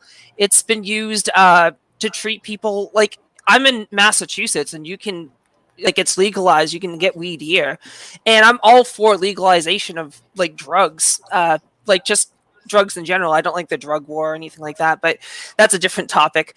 But a lot of states in cities have been legalizing marijuana, and it's only becoming more prominent. So I don't see the big issue. To me, it's always been a non-issue to me. And I feel like she got the short end of the stick. She shouldn't be screwed over just because of some 1980s bullshit policy. And the salt in the wound, ouch, an anti-marijuana Mormon. That's some super cringe right there. It doesn't make sense, and I feel like they shouldn't have her replaced for something so asinine. Yeah, I mean, Isiah, to me, the bigger scandal is the fact that she is being penalized for it, as opposed to her using it. I mean, I feel like, who cares? Is there anyone that's actually legitimately outraged at the fact that she tested positive for pot? It's just, this is so stupid and antiquated. Isiah, what are your thoughts on this? So I have a bit of a different relationship with marijuana. Most folks don't know this, that Isiah used to have long dreads. Isiah grew up Rastafarian. My parents are from Jamaica. So weed was always in my house. We used to drink weed tea when I was growing up as a little kid. My mom, I'm dead ass. I had weed plants in my backyard from the time I can remember as a little kid. My mom smoked weed with all of us in her belly. And my sisters have PhDs, and one's a dentist and one's a lawyer. So we all know that marijuana is not a harmful substance. So let's stop calling it a drug, because you can't use the oppressor's language to ever get from under the oppression. So weed is not a drug. Weed is a substance that you use. It's not addictive. Alcohol is literally a drug. Meth is a drug. Sugar is literally a drug. Weed is not a drug. Weed is just a substance. That's number one. Number two, what we're seeing are just the vestiges of the drug war. What we're seeing, let's give folks a little history lesson. Marijuana was made illegal in the 30s. It was made illegal in the 30s because a very, very powerful man named William Randolph Hearst targeted marijuana because hemp was poised to take over for the paper industry. And he was a timber magnate and a newspaper magnate. So it was made illegal under the federal statutes. It was classified as a class 1 drug, narcotic. And so when people who use those drugs, and then they use that, the illegality of it, they used it in the 70s and 80s to target certain types of communities. That's why sentences were harsher for crack than they were for powder cocaine. That's why marijuana gets you locked up still to this day. Right now, 80% of people sitting in federal prison are there for nonviolent drug offenses. So this is all intertwined with, I'm sorry to say this, with big money. And they cannot have this young Black woman be the face of America. They know she's going to win. What happens? They lose their grip on power. If she smokes weed, which she does, and wins the Olympic gold medal, then how the hell are you ever going to say weed was bad ever again? How are you going to do that? Because now the fastest woman, Michael Phelps, smoked weed. Fastest man who ever jumped in the goddamn water. Sha'Carri Richardson, second, third fastest woman in the history of the world, smoked weed. This is not just about her, which I feel real bad for her, because she worked her whole life to get to this one goal. This is a bigger overarching system. You replace her with so all that means is America's gonna get his ass blown out of the water in the women's 100-meter category, because if she was our best hope to win, if she ain't there, we definitely ain't gonna win that. So they picked the Mormon girl, and I have nothing against Mormonism, but they picked the Mormon girl who's milk toast, Wheaties box to run and represent America, because those in power, the IOC, the International Olympic Committee, we have a governing body here in America. And let me tell you, it doesn't look like Sha'Carri Richardson with her nails and her tats and her hair. It looks like the white Mormon girl who's anti-drug. So they did that on purpose. There are a lot faster Black girls and people of color who could replace Sha'Carri Richardson. The woman who came in second in the Olympic trials could have replaced her, but they picked the fourth place girl. That's neither here nor there.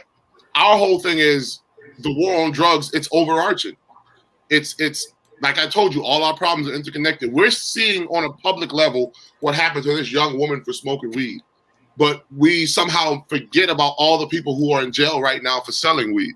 You know, if you do it as a white guy in Boston, then you're a venture capitalist. If you do it as a black guy in Brooklyn, then you're a hoodlum and you go to jail. You see what I'm saying? So none of that is fair. But again, Joe Biden, head of the presidency, I think I told you this, Mike, in an email.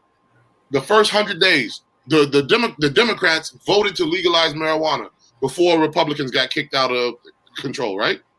They voted for that bill. That was an easy slam dunk. It passed the House and it passed the Senate. Why wasn't that bill on Joe Biden's desk day one to sign? How many people would not have gone to jail from January 21st up until right now? How many people would be out of jail had he signed that bill? So it's bigger than just one young woman. It's about us getting people in office who are going to do the right thing, not be reactionary, be proactive. Imagine if Obama had signed weed into law in 2008.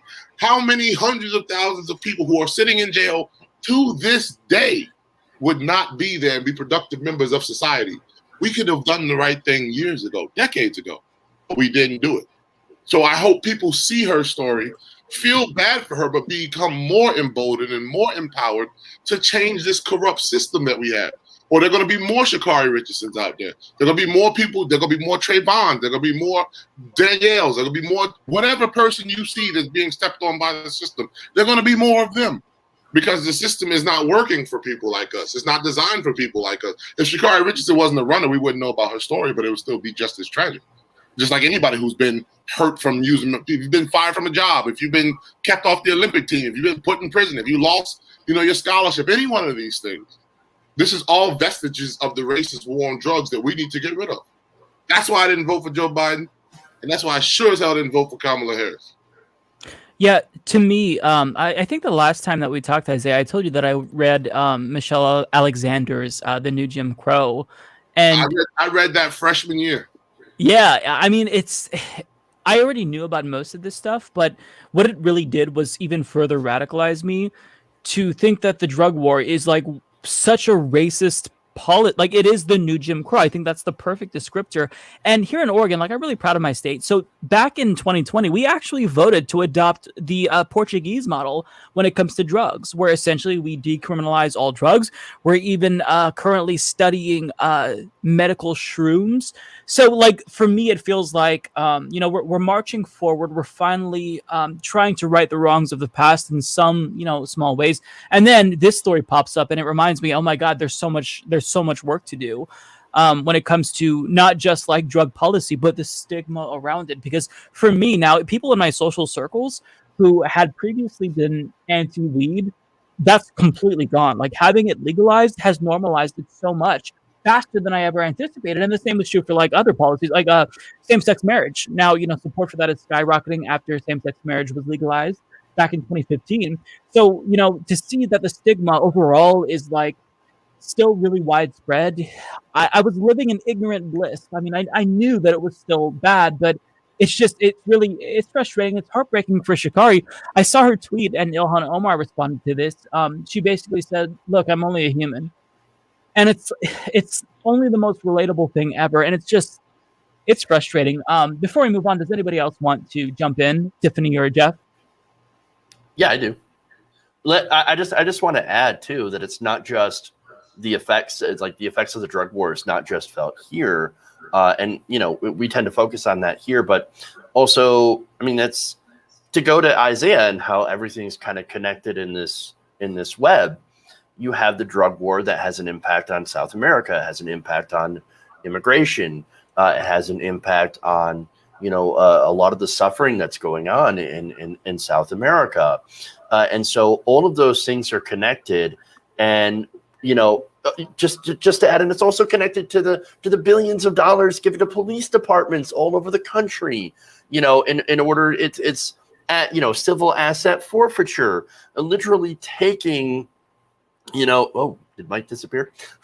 Literally taking money from and stuff from people over drugs. It's absolutely ridiculous that we have this system, and it is all connected to these terrible, terrible policies. We absolutely have to end the drug war. It's a disaster, not just for us, but for the rest of the world, because we are being world police at this point.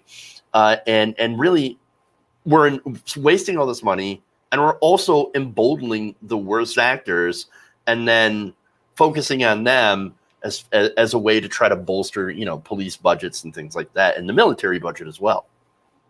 Yeah. Hang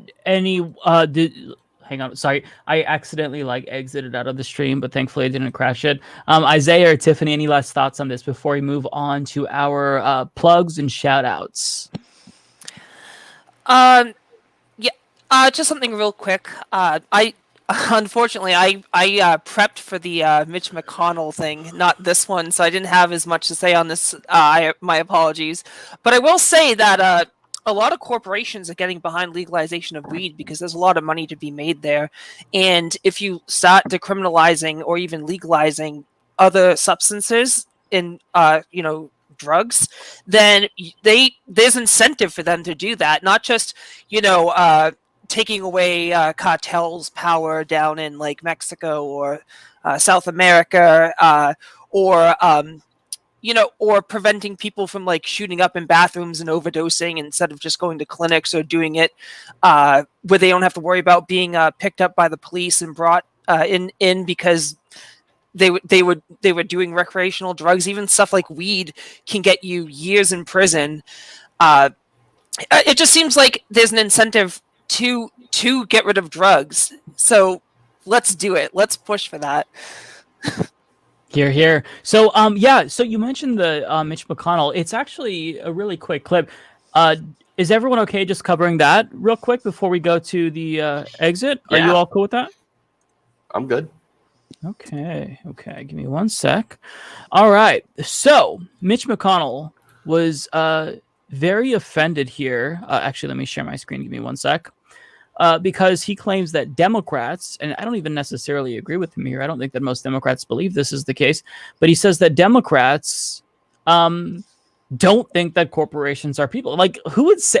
Of course, corporations are people. In fact, they're more people than people are. But let's listen to this turtle speak. Friends on the other side act like corporations are not people.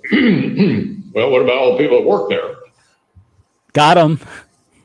And all the people who have stock in their retirement accounts. Our friends on the other side act like corporations are not people.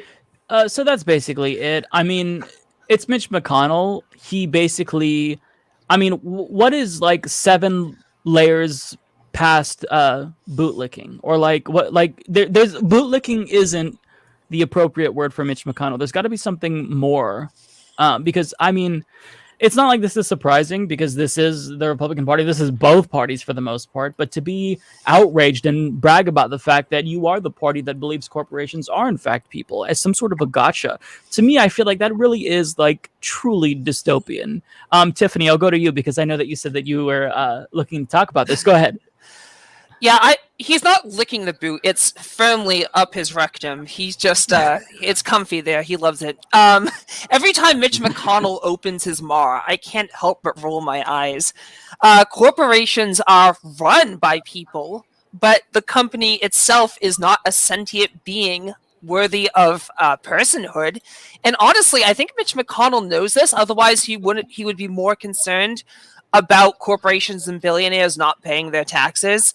But here's the thing. Mitch McConnell has been subservient to corporate America throughout the his entire political career, as have many other corporate establishment politicians. So even if corporations were considered people, they would only be considered as such until it was inconvenient to be so. For example, if a law passed limiting the amount of money a person can donate to a politician, I guarantee you politicians would walk back the whole "but corporations are people" narrative. I hate to sound like a broken record, but as long as we have money in politics and legalized bribery, aka campaign contributions, these kinds of talking points are going to be persistent. Yeah. Jeff, did you want to jump in here? Our friends on the other side, They say the corporations aren't people. What about the people? Libs equals owned. I mean, no, seriously They'll though. never recover. We're never going to recover from this. I'm so thoroughly owned. My brain is now again back in recovery mode. Weirdly enough, and never left for me. Right? No, I love how this is to them. It's a gotcha, but understand that a lot of the people that work at these corporations, they don't see the benefits of their labor. And so, yeah, the corporation, which is, by the way, an amoral machine, which is run by a CEO, a board of directors, and all these top-level executives, they're the ones that see pretty much all the profit. And it does not go down to the workers, doesn't trickle down to the workers. And it's actually a very authoritarian type of thing. I mean, when you look at, the American workplace in general, it's not democratic whatsoever. Okay. And so, no, the whole argument of saying that, well, I mean, you should care about the profits of a corporation because that's what this is and not tax them, which is really important. That means you're somehow looking out for the people. No, you're looking out for your donors. You're looking out for the very richest people there who are doing diddly shit for the actual workers. No, you want to help the workers, you raise their wages. You want to help the workers, you make sure that and by the way, this would help the corporations too. Healthcare, Medicare for all, take the burden off of employers and do something cheaper like Medicare for all, and everybody gets healthcare. And then again, that's so these corporations can actually then pay a living wage. And by the way, we shouldn't even be asking for just a living wage. We should be asking for $25 an hour minimum. And 4-day work weeks. And 4-day. Yes, there was that study from Finland that absolutely pointed out how, guess what? Iceland. 4-day work weeks. Oh, Iceland. Sorry.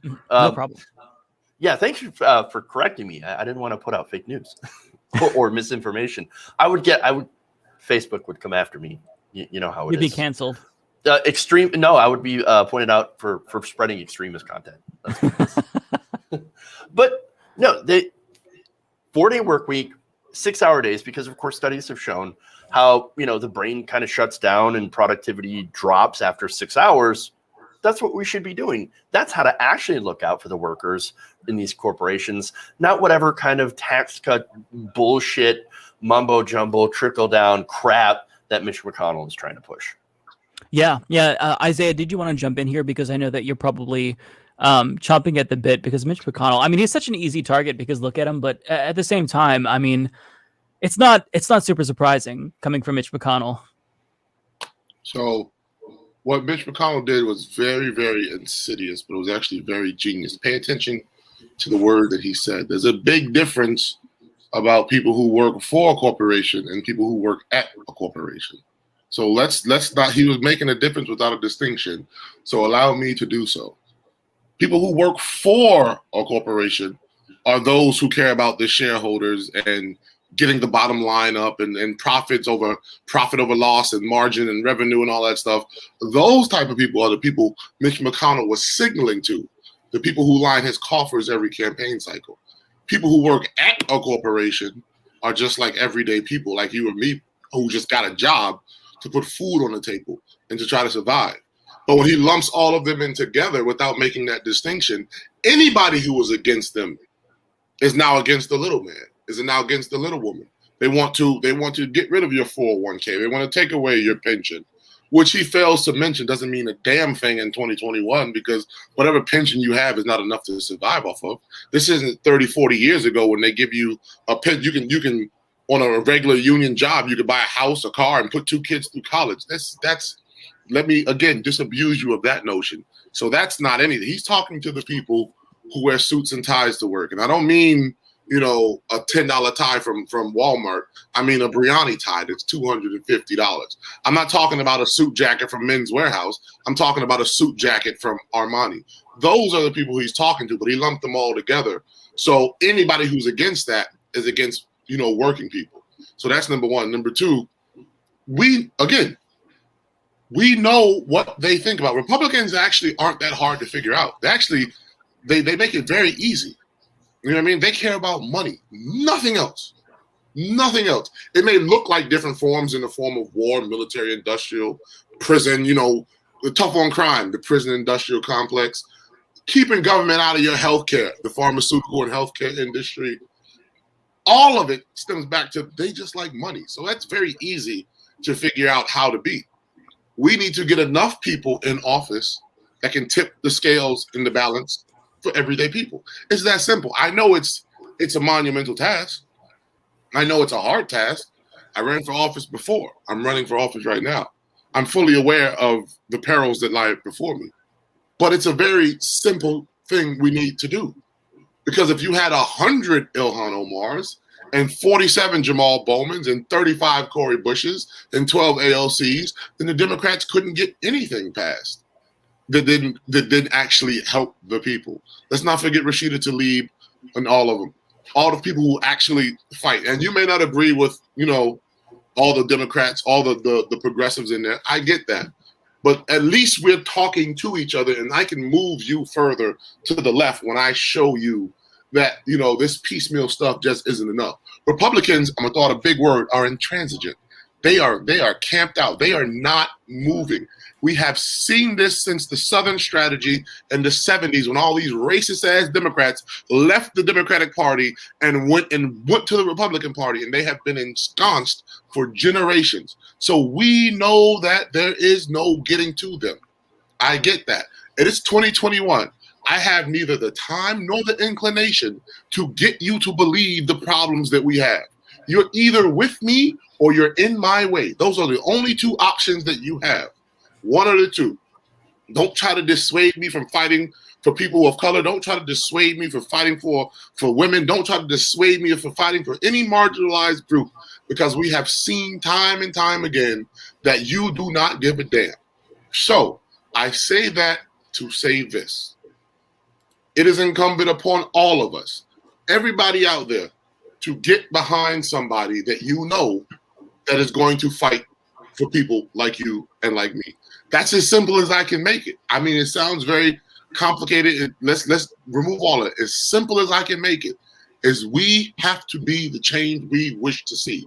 Leaving it up to others is not going to get it done. Our problems are not going to go away just because we're tired, just because we're hurt, just because we think these are dystopian times. Listen, the sun is still going to rise in the east and set in the west. And if it doesn't, we got a whole bigger set of problems. But as long as that still continues to happen, as long as there is blood pumping in your chest and your brain is working, you need to get off of your ass, myself included. You need to get out there and you need to fight.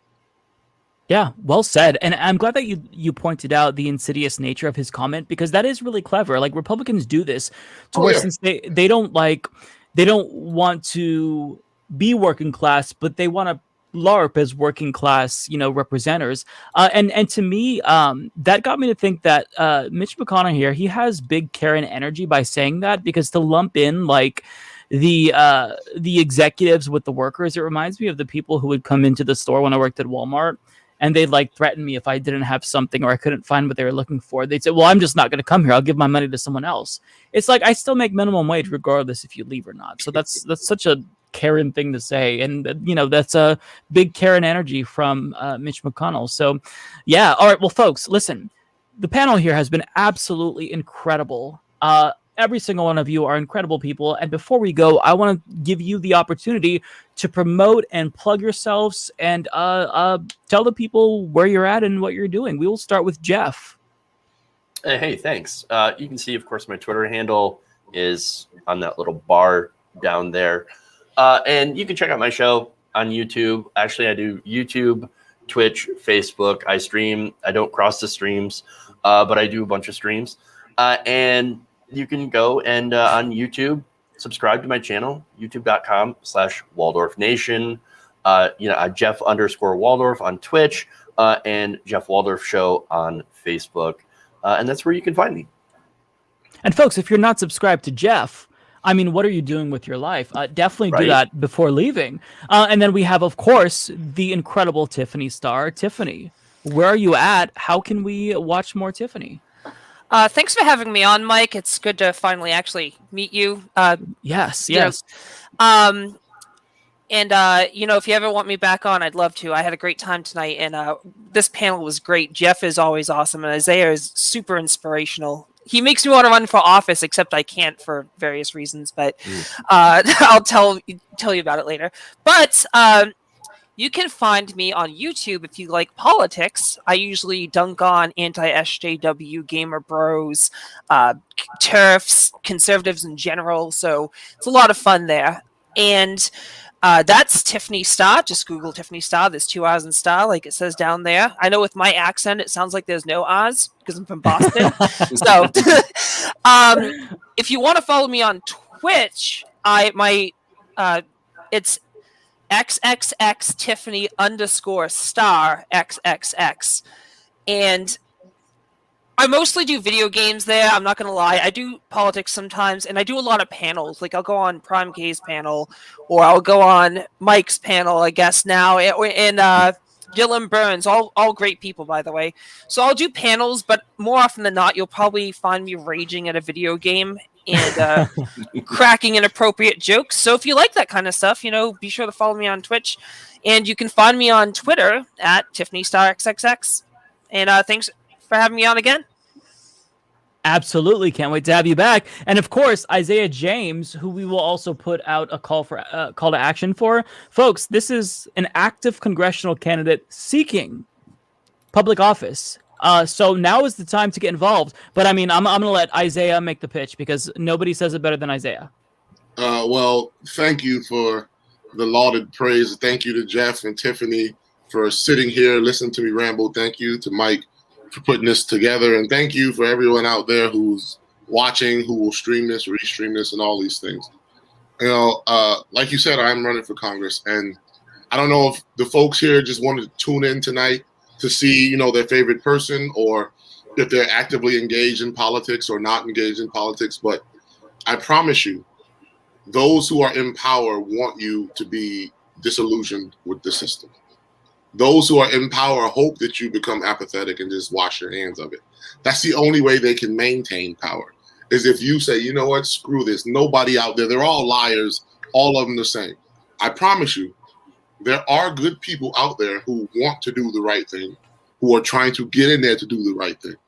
But just like I said, we're all connected with our problems. We're all connected in our struggle and our fight. Good people like me and others who are running all over the country will not get in if they do not have people support, because we are up against a leviathan in corporate money, and it is big. My opponent last cycle spent $1.5 million during a pandemic, mind you. Everybody in my neighborhood broke. Where the hell you get $1.5 million from? It didn't come from Central Brooklyn, I can tell you that. It came from corporate donors. You all know the skinny. You all know the spiel. So I would implore folks out there, if you can support me with donations, do so. If you can't, trust me, I understand. I'm broke just like you. But what you can do is you can follow me on Twitter, Isiah for Congress. You can follow me on Instagram. You can follow me on Facebook. 6 degrees of separation. We all know somebody. You can share a message. You can share a retweet. You can show a friend. That's how we build the bigger coalition. That's how, I don't know how, but that's how I got in front of Mike 2 years ago and knew Mike to be even on this show tonight. That's how we move the ball forward, is by building a bigger coalition. Because if you don't think politics, you may not like politics, but I promise you, politics loves you. Everything in your life is governed by politics, even your religion. Because we have a First Amendment that says you can be free from it or practice whichever one you want. That was a political decision. The shirt you wear was manufactured somewhere. The water you drink is regulated by a government agency. So if something is going to have a say in every single aspect of your life, then you damn well better have a say in it too. So again, thank you to the panel. Thank you to the host. Thank you to the guest. My name is Isiah James, and I'm running for Congress. Well, beautifully put. Before we leave, I just want to point you to this. We didn't have time to get to this, but there's a familiar face on the panel who you might recognize here.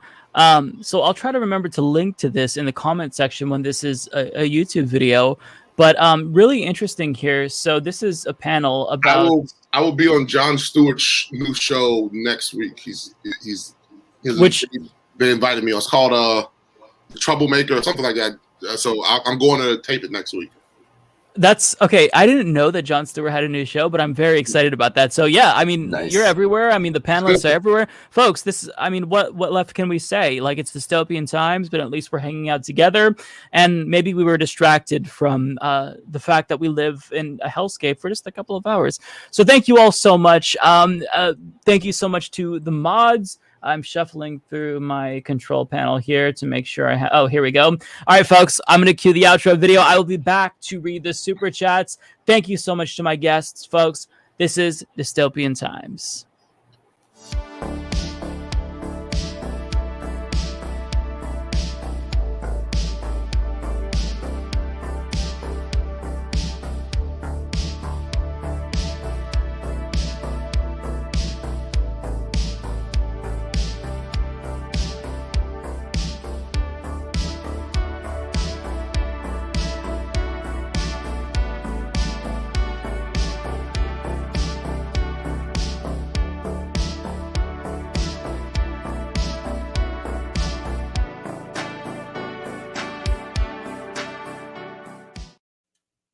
Well, folks, thank you so much for watching.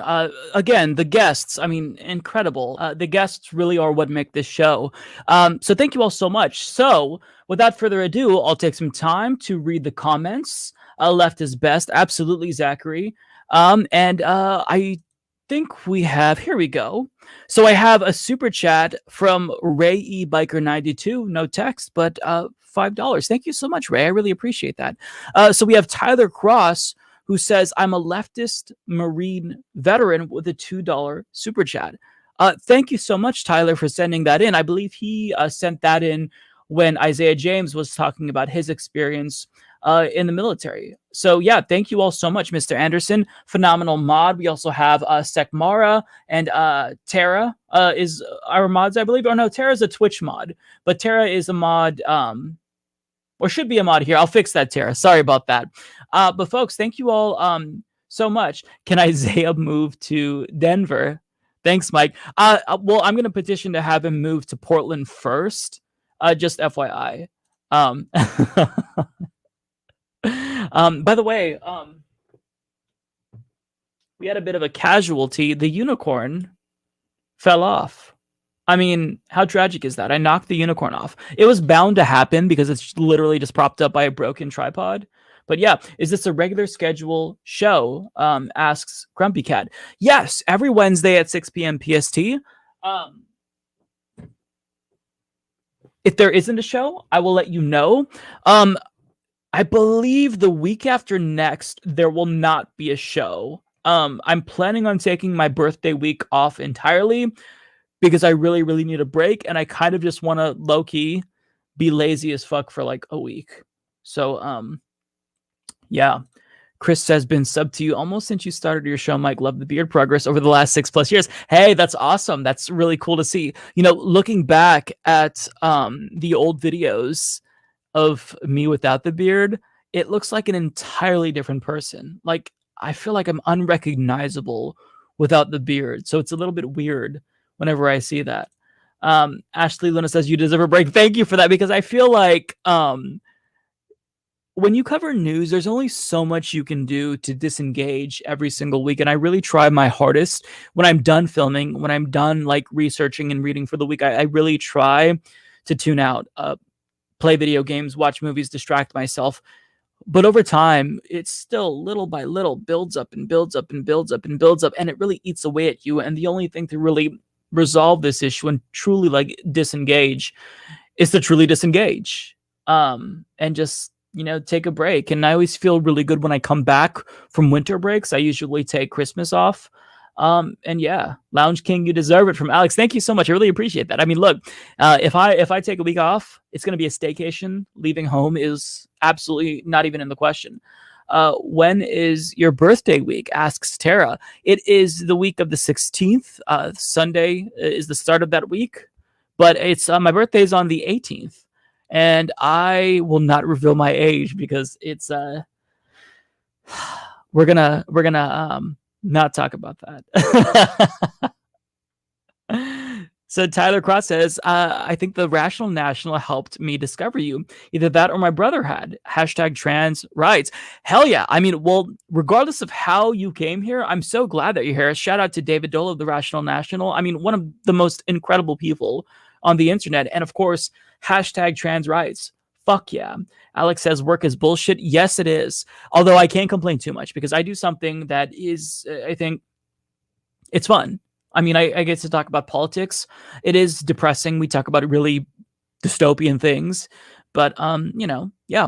By the way, I'm realizing that the logo, the Dystopian Times logo in the top right corner, is like really big. And I realized this the first time we did the show, and I wanted to change it, but I didn't. So I'm gonna have to change it before next time. If I don't, then please make fun of me. / remind me. Jeff says, was a ton of fun tonight. Thanks, Mike. Thanks, all of you. Thank you so much, Jeff.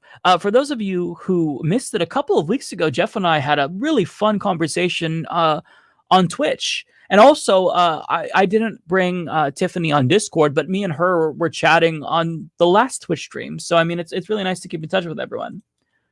Mr. Anderson says, LOL, are you blushing about your age? You're a young chick. Yeah, you know what? It's just that, like... I'm approaching the mid-30s mark, and it's seriously like, let me tell you how weird I am as a person. When I turned 22 on my 22nd birthday, I had what felt like a midlife crisis, and so I'm very sensitive about my age. I'm one of those people. Let's see. Appreciate that you don't cross streams. I love that. Jeff is funny as hell.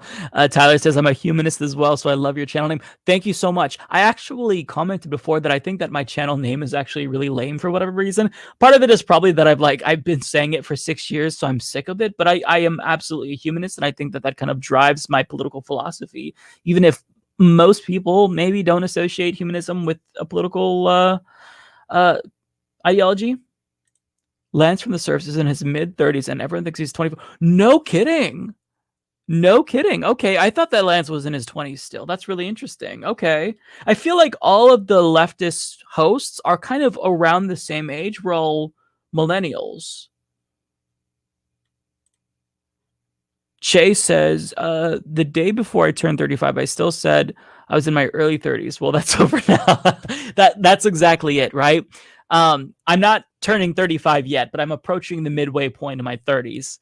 And it's hard getting older. I mean, at the same time, it's not that bad. It's not like I'm super old. It's just, I don't know. I look back at old pictures and I think, man, where has the time gone? I look, I've aged so much, just like in the 6 years that I've been doing the Humanist Report. It's really crazy. So folks, if there is nothing left, then we will go ahead and end the show right here. Let me refresh. Tyler is about to turn 25. Happy birthday, Tyler, when you turn 25. Oh, wrong one. Louis G says, it's sad. I don't know what's sad, the fact that time flies, but yeah, Tyler says he's about to turn 25. So happy birthday. My dad is a huge Trump supporter. He watches Fox News constantly, and I don't know how to get him to understand he's brainwashed and what to do to break the spell. He is 60. I'm 37. It's really hard because I think that every single person, there's going to be like a different antidote to the Trump brainwashing. And, it kind of depends. I will say that it takes time. Because nobody is going to go from being a Trump supporter to becoming a leftist or even a liberal overnight. It's going to take time. And, I was kind of raised evangelical, and me getting to the point where I'm at today, it took a lot of time, so don't be too down on yourself if it takes longer than you want to convert him to leftism, if that's even possible. All you can do is try. And that's really the best that you can do, honestly, because you're not going to get 100% of people, and it sucks when people are like, they're your family, so you want them to see the light, but sometimes you can't. Sigmar says you're also young at ages to be. Yeah, I mean, look, we're all like, I'm being a little bit melodramatic about my age, but everyone, I feel like once you pass the age of 20, you automatically start thinking, whoa, I'm in my 20s now. And then it's like, whoa, I'm in my 30s now. It's just, I had this conversation with my mom who just turned 70 last year. And she's like, oh man, I wish I was your age. I just turned 70. But yeah. Well, folks, cut your losses, Brian. Mike is your new dad. Mike, figure 8 toe. I like it. Jeff is 37. You're 37. Okay. I swear to God, all the leftist content creators are like all in the same age range. Like if we were all living nearby, we'd all be at the same high school. Ben says he panicked at 15. No kidding, Ben.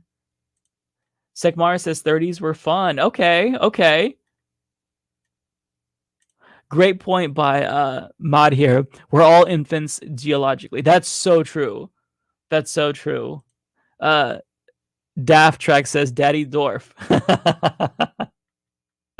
Ronnie says, I don't know, but this feels so wholesome.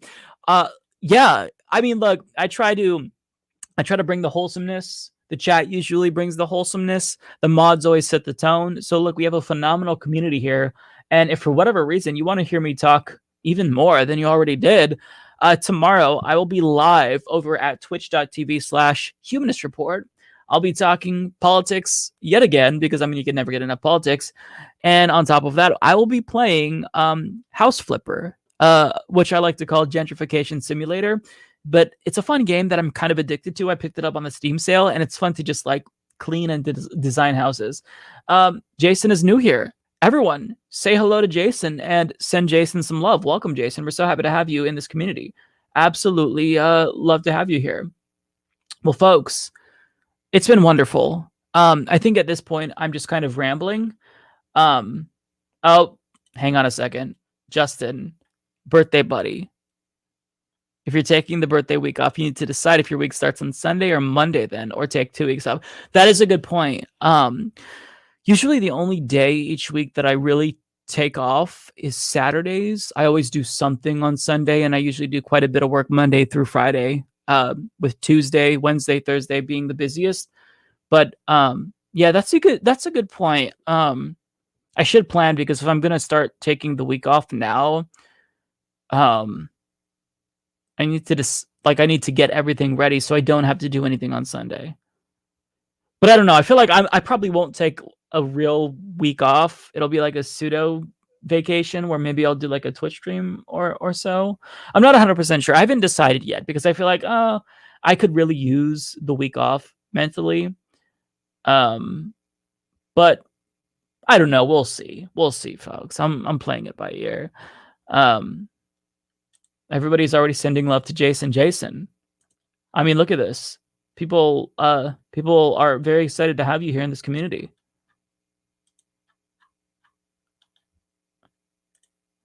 Love watching you and David Dole, my two main sources for sane news coverage. Thank you so much.